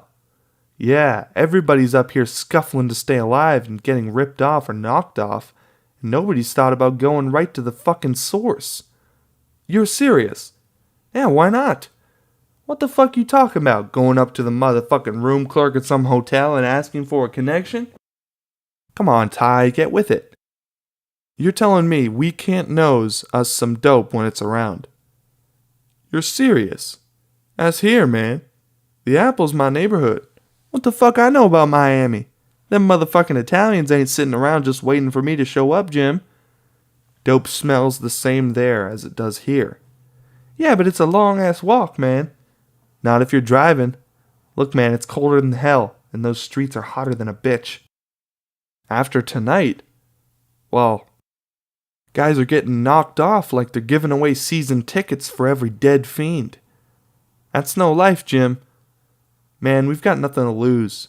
We've got to do it now while we still have a few bucks. If it's such a good idea, why ain't somebody else thought of it? Because they're assholes, and that's just it. Nobody else has thought of it. It's wide open. And if we can get there before anyone else, we can name our own price and sit back and be cool. Have those fools scuffle in the streets for us. Last summer was a ball, Jim. Seems like 1,000 years since last summer. Shit. It'll be back like that. This is the kind of setup you dream about. He starts to give in. You know, Angel can probably get us a short if we promise him some dynamite skag. You think? That motherfucker can dig up anything, even the dead. Sarah peeks her head into the living room. All the shades and curtains are drawn. She quietly tiptoes to the window and peeks out through the side of the shade. Then she tiptoes over to the front door. Very carefully, She removes the tape over the peephole. The hallway is empty. She retapes the peephole. Suddenly the fridge lurches at her. It slides a good foot towards her. She jumps and runs to her viewing chair. Marion rips through her apartment as she searches for something. Anything. She sinks to the floor and she starts to sob. Just then, Harry walks in on her on the floor.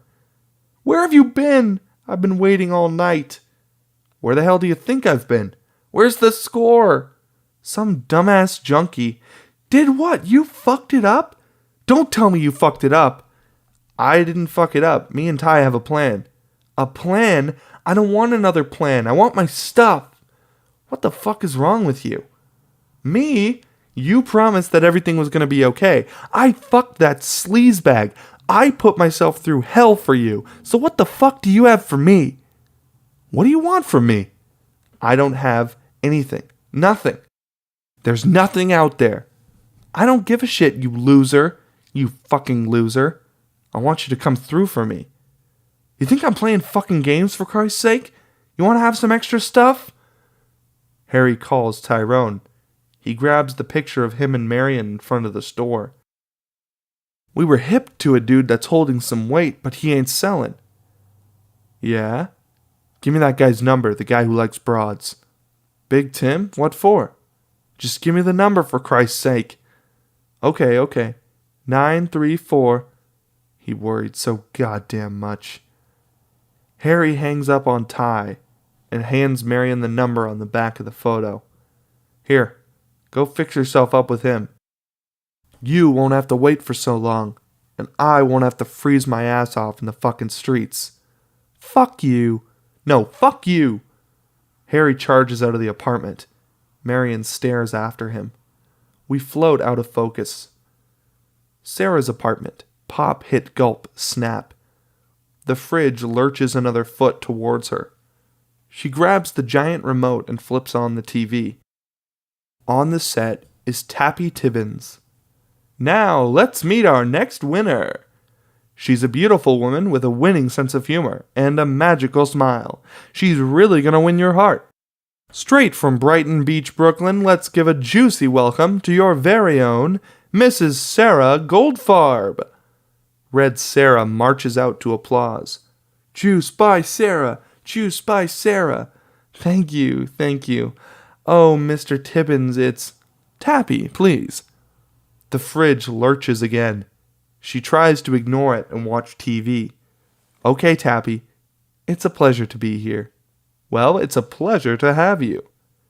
"And that is one gorgeous outfit you have." "Oh, thank you, Tappy. I just want to say hi to my husband, Seymour, and to my beautiful, successful son, Harold." "Hello, Harold. I hope you're happy. I hope you're in love. Please come and see me and bring Marion, won't you?" The fridge slides closer. She fights not to look. "Ha ha. I'm sure he'll be here soon. It's time to start now. Are you ready?" "Oh yes, I'm ready. "After you." Tappy motions towards the camera as the audience begins to applaud, and then Red Sarah disappears. Sarah hears something. She looks to her right and sees Red Sarah standing in her living room. Sarah is shocked. "What are you doing?" Red Sarah doesn't answer. She just huffs and humps as she inspects the apartment. "Who are you? What do you want?" Red Sarah continues to ignore her as she looks down her nose at the apartment. And then Red Sarah waves at Tappy Tibbins. "Tappy!" "Oh, I thought you'd never ask. Excuse me, everybody." Tappy disappears from the screen, and now he too is with Red Sarah in Sarah's living room. Sarah sits in her chair, dumbfounded. She starts to get more and more upset as Tappy and Red Sarah laugh at her furnishings and tchotchkes. "What do you expect? I'm all alone." "Could you do better? It's an old building, 10 years, no painting, maybe more." Red Sarah and Tappy walk behind Sarah's chair towards the windows. "I'm old and alone. You don't understand. I'm trying. Please. I'll explain. Now Tappy and Red Sarah laugh as they point at the TV. Sarah looks over. On the TV, she sees herself in her viewing chair. A giant fanatic audience surrounds her, laughing and pointing. Then there's a giant crack as Sarah's wall splits apart. Suddenly she's on the television set. 2 TV cameras slide in on her. A makeup artist and a sound man bum rush her. The man tries to put a mic on her while the woman tries to touch up her face. No, leave me alone! The studio audience is going bananas looking at her. Cameras and TV cables stretch across the floor. Then the first assistant director by camera 1 cues her. Ready, Miss Goldfarb? 3, 2, 1. He points at Sarah, and a bright spotlight falls on her.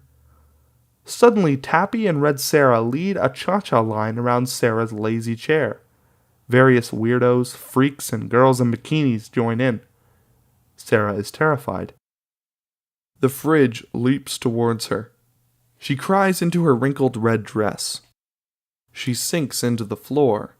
She crawls to the TV and begs, "Oh, please, please let me on the show. Please, any show, please." The partying gets louder and louder. Red Sarah is French kissing Tappy Tibbins in Sarah's lazy chair. The fridge is only a few feet away from her. "Please feed me, Sarah," Red Sarah says. Tappy joins in. "Feed me, feed me." Now the other freaks in the room and the studio crew. "Feed me, feed me, feed me." And now the audience on the TV is chanting it. "Feed me, feed me." The fridge towers over her. Suddenly metal is tearing, and the fridge has a mouth. Freon sprays out of its opening. The giant metal mouth lurches at Sarah, threatening to bite her. Sarah screams and bolts out of her home, leaving the front door to her abandoned apartment wide open. We cut to black. Winter. Sarah manically marches down the street. The world shoots by her. A train roars by on the elevated tracks up above. Harry and Tyrone ride in a beat-up 1972 Pontiac Ventura 2. Harry drives. Tight on the car tuner. Tyrone spins the dial. Hip-hop blasts on the radio, and then Tyrone turns on the heat.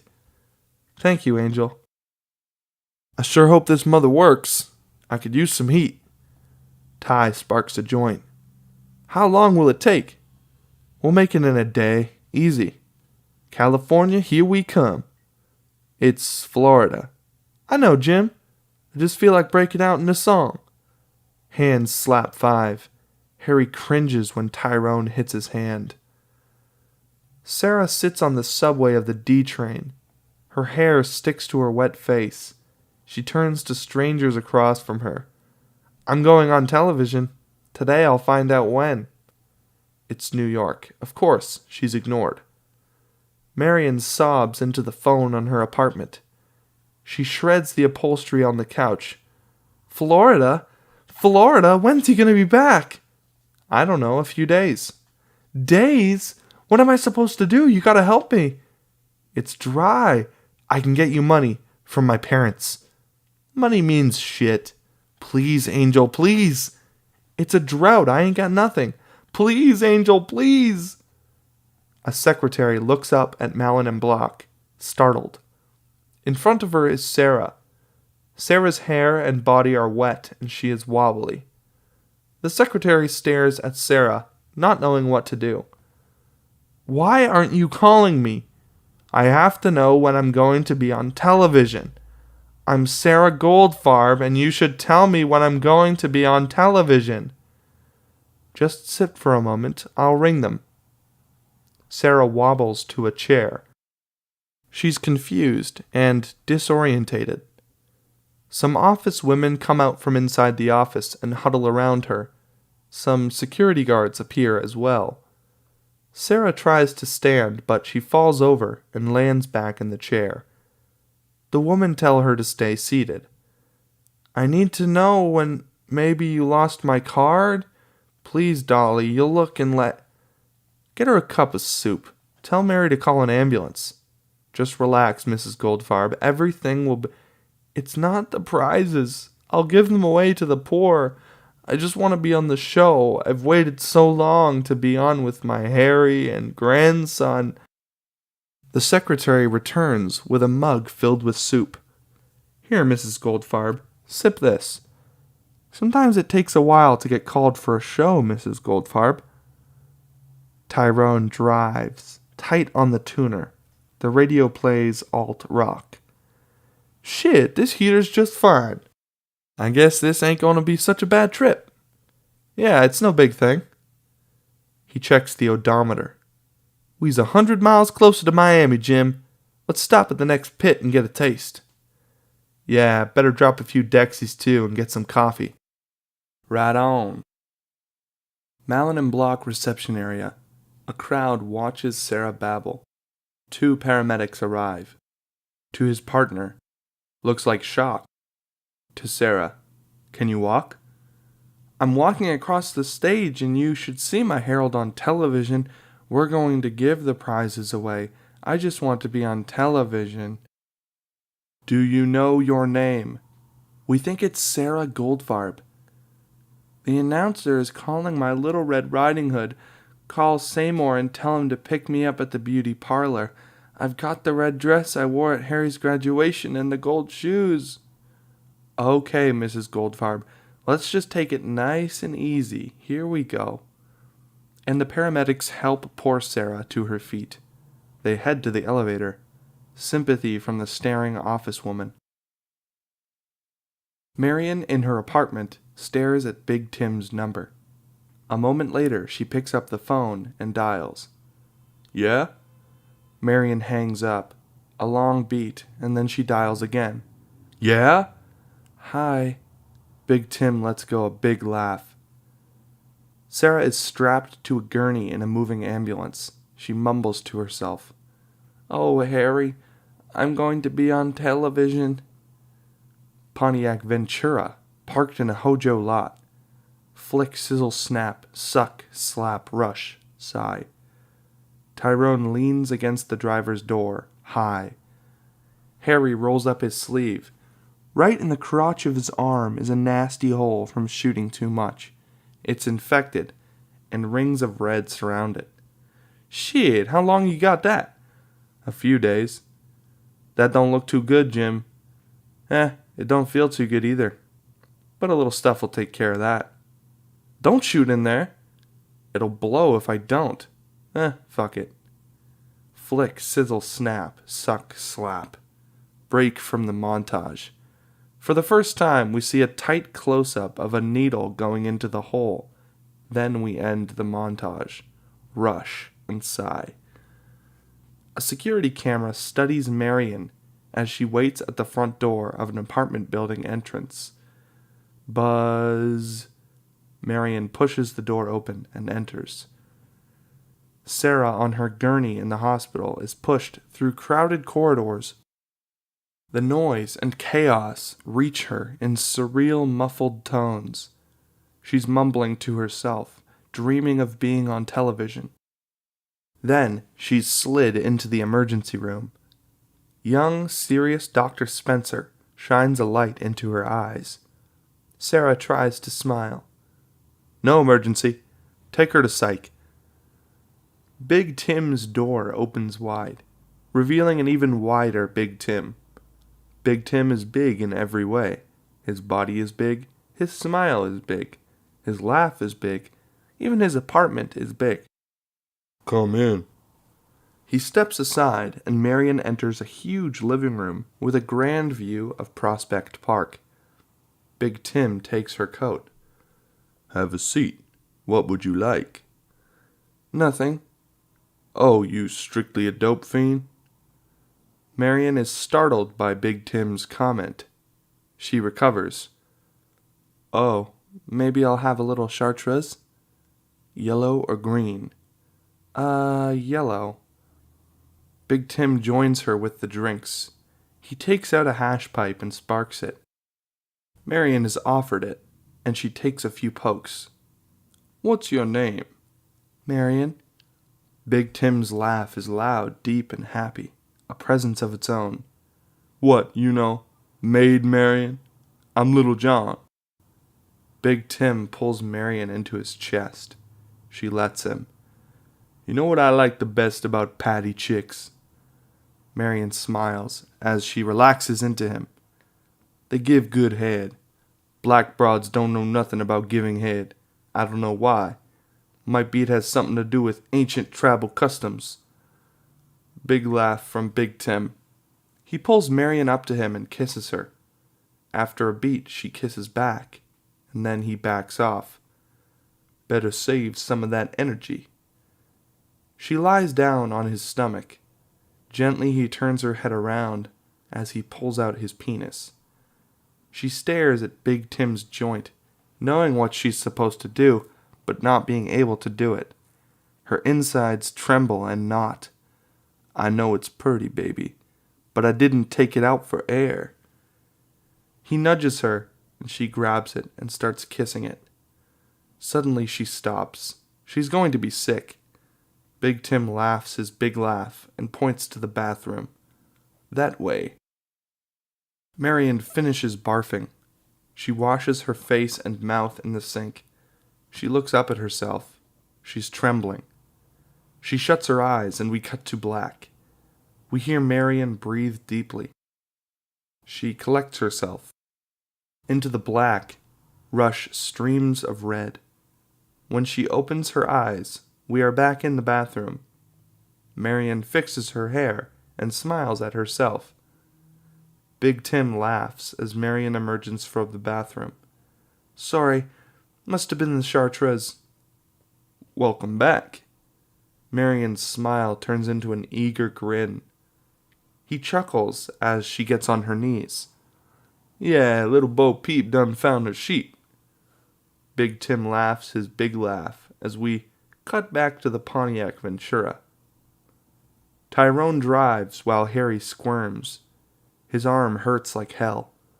Tight on the tuner. The radio plays country and western. I told you to stay away from that arm, man.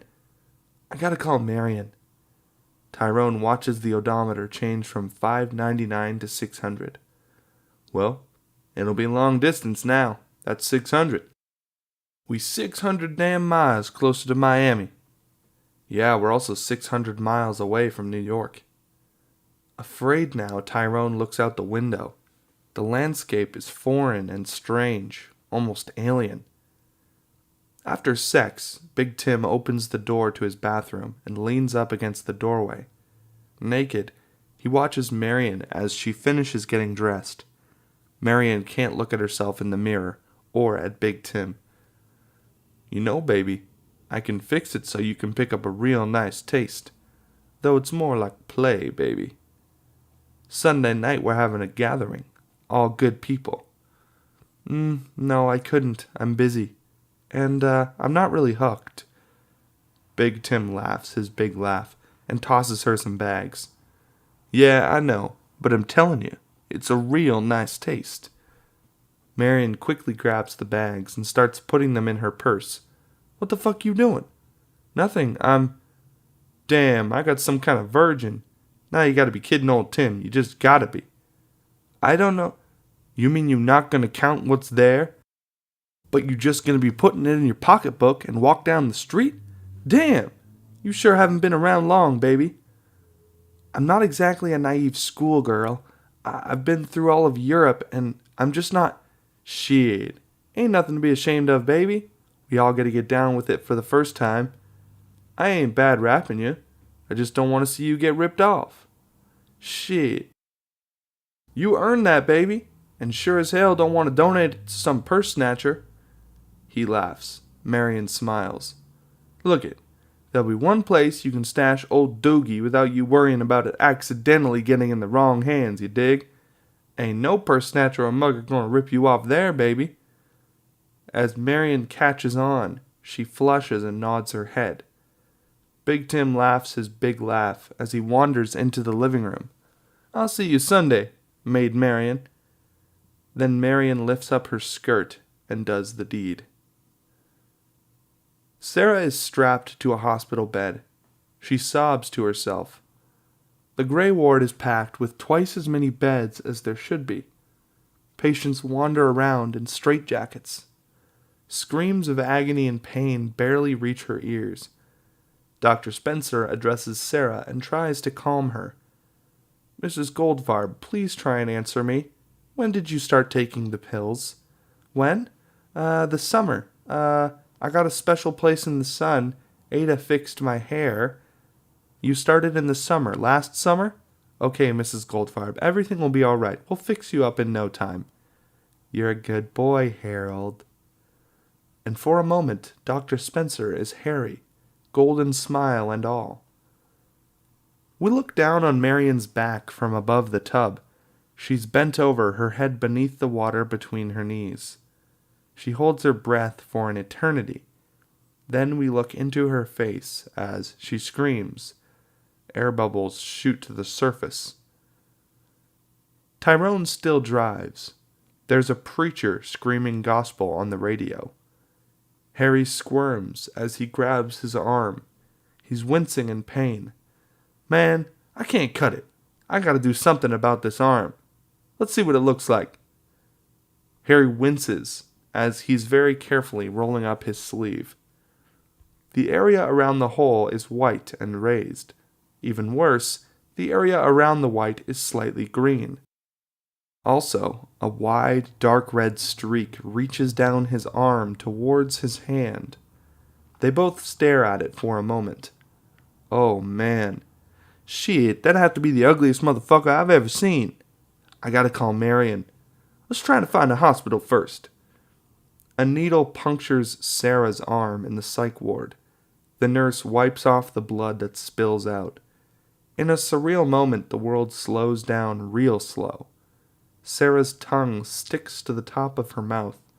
She pries it off with a rattling smack in her brain.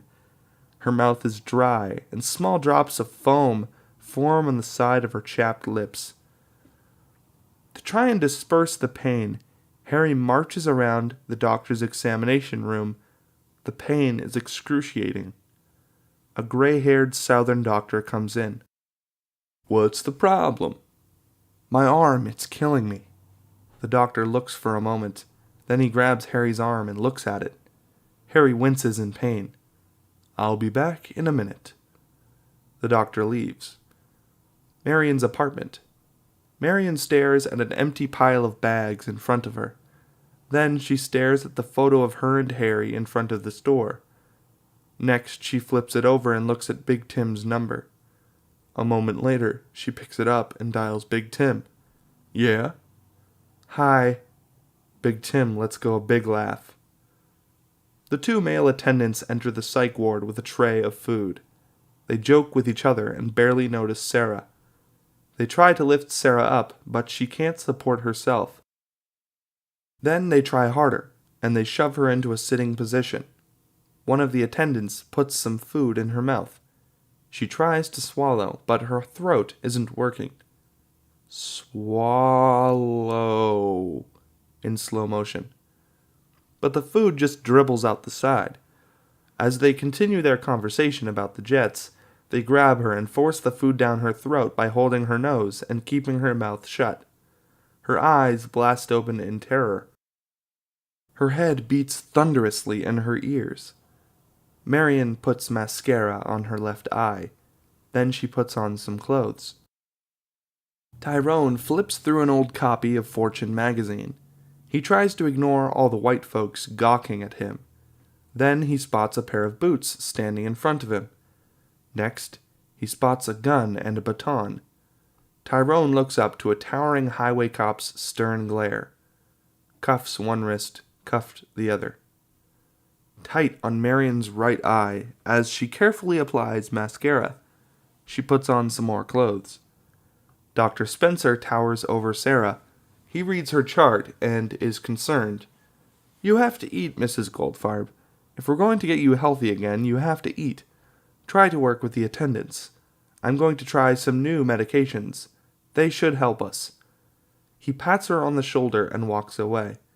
Sarah tries to call for him, to make any noise, to plead, or do anything, but she can't. A moment later, the 2 male attendants come for her. They grab her and move her into a wheelchair. Restraints for her arms and legs are slapped on. They grab a clear plastic tube. They cover it with lubricant. Then they try to slide it down her nose. Sarah struggles until one attendant grabs her head and whacks it flat against a headrest. "Okay, miss, just relax. We're going to try to help you eat." Pinned, they slide the tube into Sarah's nose, down her throat, and into her stomach. Then the feeding begins. Tight on Marion's lips as she puts on lipstick. Marion smacks her lips together. Marion, in front of the full-length mirror, is dressed to the hilt. She makes last-minute corrections to her outfit when the phone rings. Nervous, she answers. "Hello?" Southern Jail payphone area.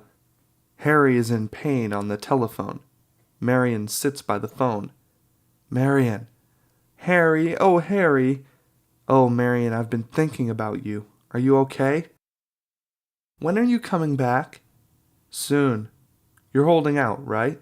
"When?" "Soon. Everything's going to be all right." "Will you come today?" "Yeah, soon. Just wait for me. I'll be back soon. You'll wait, right?" Marion doesn't answer. She closes her eyes. "Marion?" "Yeah? Just wait." "I will, Harry." "I'm coming, Marion. I am. I'm coming. I'm sorry. I'm really sorry." "I know, Harry. I know." A long beat, and then silence. Slowly Marion hangs up. Harry hangs up. His sobs turn into pain. Pain turns into misery. Marion hangs up and wipes away her tears. She catches her image in the mirror and quickly finishes her mascara. Then, crinkle, sprinkle, flick, drift, suck, and sigh. Sarah is still strapped to the wheelchair. Dr. Spencer smiles at her. "Mrs. Goldfarb, are you all right?" Sarah can't respond. She can only look. Dr. Spencer tries to be positive. Mrs. Goldfarb, we've tried several medications, and you don't seem to be responding. I believe we've come to a point where we need to try some alternative methods. We've had some excellent results with these techniques in the past, so if I can just get your John Hancock, we'll get underway. Dr. Spencer hands Sarah a pen. Somehow she is able to sign. Harry is withdrawing in pain on his bunk.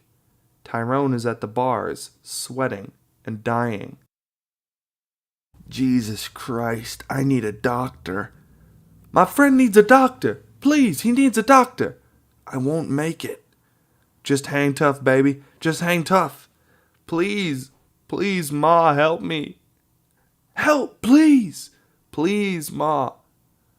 Sarah is quickly unstrapped from her wheelchair. She's lifted up and placed onto a gurney. Her head hangs lifeless. Then, she's strapped down. Tight on Marion's hand knocking on Big Tim's front door. Tight on Big Tim's famous smile. "Maid Marion, welcome." Sarah is wheeled quickly through the halls of the asylum. Tyrone tries to keep Harry in line with all the convicts, but Harry can barely stand. A court doctor, followed by 2 guards, moves from prisoner to prisoner. Bored to death, he looks into each prisoner's eyes with a mini-mag and says, "Can you hear me?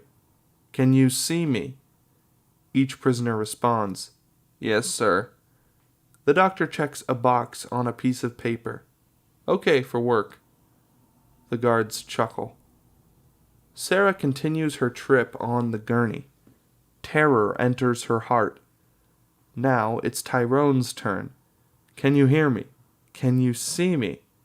Tyrone nods. That isn't good enough, so the guard whacks him in the back of the head. "Say, sir, nigga." Goddamn New York dope fiend niggas. Learn some manners. Can you hear me? Can you see me? Yes, sir. Good boy. They chuckle. The doctor moves down to Harry. Harry can barely stand. His eyes are glazed over. Can you hear me? Can you see me? He says he's got something wrong with his arm. The doctor yanks Harry's sleeve up. Lightning pain. Ma! Harry collapses. The guards laugh at him as they pick him up. Your mommy isn't here. The doctor looks at Harry's arm. The guards grab their noses and almost yak from the smell. I don't think you'll be putting any more dope in that arm. Damn, it smells worse than he do. Better get him over to the hospital. I don't expect he'll live out the week. Sarah is unstrapped from the gurney. Then she is lifted off the gurney and laid on a table. Next, she is strapped to the table. She tries to struggle, but the hands are many, too strong. Big Tim's lush pad. We hear 20 men cheer as we glimpse into the room. They're all wearing suits and holding flashlights. Tight on Marion's shocked face. Tight on Big Tim's knowing smile. Tight on cigars in the strangers' mouths. Tight on male hands clapping. Tight on empty faces of 5 other pretty women checking out Marion. Big Tim whispers to her, There'll be 6 of you cutting up an entire piece. Marion looks at him, and it'll be real good. Marion accepts it, and then, tight on Big Tim's famous smile. Showtime. The men shine their light on Marion's clothed tits, her privates. Back in the psych ward, someone sticks something between Sarah's teeth. The people around her talk casually and laugh occasionally. She tries to look around, but her body is immobile. She can make out shadows on the edges of her vision, but mostly all she sees are the lights above her. Then she feels 2 cold metal discs placed against her temples. Harry is thrown onto an operating table in an emergency room. His clothes are gone in the blink of an eye. A serious and focused emergency doctor steps in. We're taking it off at the shoulder. Let's move here, people, otherwise we'll lose him. Harry remains semi-conscious as an anesthesiologist sticks a mask over his face. Everything starts to go white. The emergency doctor starts up a circular saw. Before everything is gone, Harry witnesses the doctor cutting into his shoulder. Sarah's heart pounds in her ears. She tries to scream, but a technician interrupts her. Okay, ready, and 1. We hear a crowd cheer. Blinding primary red. In slow motion and tight close-ups, we experience the orgy with Marion. There's nipples, tongues, sex toys, eyes closed in ecstasy, men's glares, men's smiles, and the like. The images aren't sexy, they're scary. One of the girls holds up a double-headed dildo and says, What should we do now? A pervert screams out, Ass to ass! Marion complies, and the flashlights shine. Then the perverts start a chant, Come, come! The other men join in as the pace quickens, building in pace and volume. Come, come, come! Marion is at first afraid. Then she closes her eyes. Her lip starts to quiver. Big Tim's smile gets wider and wider, and then Marion comes. Sarah's arched and stiffening body looks as if fire has just shot through her body. Her eyes are almost popping out of her head as her mind screams. She settles for a moment on the table. Her heart does not beat, her lungs do not breathe. A moment later, the breath returns. Then the heartbeat slowly emerges. And then the technician... Okay, ready? And 2. Primary red. A crowd cheers. Primary blue. And then once again Sarah tries to scream in pain. Flames seem to sear every cell of her body. and her bones feel like they are being twisted and crushed. Smoke simmers off her hair and skin. As her body settles, it happens one last time. Okay, ready, and 3. Primary blue. The crowd cheers once more. The Coney Island pier stretches off into the beautiful sea. A woman in a red dress walks a baby carriage. Now we're on Harry, looking healthy and vibrant. He screams for Marion, but she doesn't hear him, and she keeps walking. He runs after them. When we get close, he suddenly stops. Marion turns around. He reaches to hug her. But as we go in, it turns black. Harry gets terrified. He starts to scream for Marion. Marion? Marion! He steps backwards off the edge of a cliff and rushes headfirst into a concrete sidewalk as he screams for Marion. And we cut back to the hospital room. An angelic nurse looks down upon Harry. Tubes stick into every part of him. His eyes are half open. She wipes the sweat from his brow. Marion? It's all right, don't worry. You're in a hospital, and you're going to be just fine. Marion? Who's that? She'll be sent for. She'll come. She loves you, and she'll come. Then Harry opens his eyes fully. For a moment he understands. He is an adult, and he is calm. No. No? No, she won't. She'll come. No, she won't. And then Harry starts to cry. As we float up high above his bed, we watch him curl into a ball. Tyrone drills holes in a jail machine shop with an oversized machine. He dry heaves and fights to stay in his seat. A guard snickers at him. At the foot of Marion's couch are the torn and smeared sketches of Marion's designs. Marion comes in through the front door. She walks across the sketches and sits on the couch. She has lipstick smeared across her face. She pulls out a large bag of dope and stares at it. Happily, she fondles the bag, and then she hugs it tight against her bosom. Slowly, she curls up into a fetal position, content. The work gang collapses into their individual bunks. Tyrone, sweaty and dirty, does the same. He fights the cramps in his stomach for as long as he can until he passes out. Then, Tyrone and his bed dissolve into the past. Young Tyrone rests in his mother's generous arms. Finally, it is peaceful. Tyrone's mom brushes the tears from his eyes. How's your tummy feel? It's mostly gone, Mama. I don't need no more medicine. That's my big boy. He looks up at his mom as she starts to sing Hush Little Baby. Your breath be all nice and sweet, Mommy. She hugs her son tight.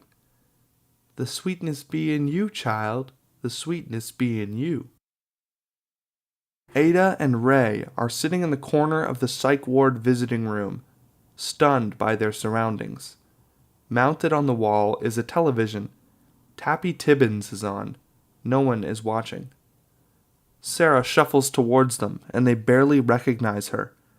Her gray roots match her gray skin, which matches her gray gown. Ada starts taking food out of a large shopping bag. We got some lox and cream cheese and bagels, and blintzes with sour cream, and some danishes and pastrami, chopped liver on rye with mustard and onions, and container of tea, and how are you, Dolly? But Sarah doesn't answer. She can't. They put their hands on their friend's shoulders, but nothing seems to reach her. Then they notice water is dripping down Sarah's leg and onto the floor. Sarah has urinated on herself. Ada and Ray sit waiting for a bus on a gray day in front of a gray building. Tears flow from their eyes. They hug each other. Sarah lies on her bed. A tiny smile emerges on her face. We get closer and closer to her until we go into the blackness of her pupil. Deep in the blackness, we see another world. It is a world of primary blue. Sucking us into the blue is the roar of a crowd. And there, with a giant smile, is good old Tappy in black tie. He looks into the camera and says, "And our next winner is that delightful personality straight from Brighton Beach, Brooklyn. Please give a juicy welcome to Mrs. Goldfarb." Red Sarah steps out and joins Tappy. She's overwhelmed. "Juice by Sarah! Juice by Sarah! Oh, Sarah's got juice!" "And Mrs. Goldfarb, that's not it. I'm delighted to tell you that you've just won a grand prize." "Really?" "Yes, how does it feel?" "It feels great. I feel wonderful. I feel amazing. This is great." The crowd goes crazy. They love it. And they start to chant, "We love Sarah! We love Sarah!" The chant continues. "They love you, Sarah." "I love them. Oh, I love them." "Now let me show you what you've won. Your prize has a sweet smile and his own private business. He just got engaged, and he's planning to get married this summer. Will you please give a juicy welcome to Mrs. Sarah Goldfarb's one and only son, Harry Goldfarb." Harry walks out from the back. The audience are out of their seats, screaming at the top of their lungs. Sarah is gushing.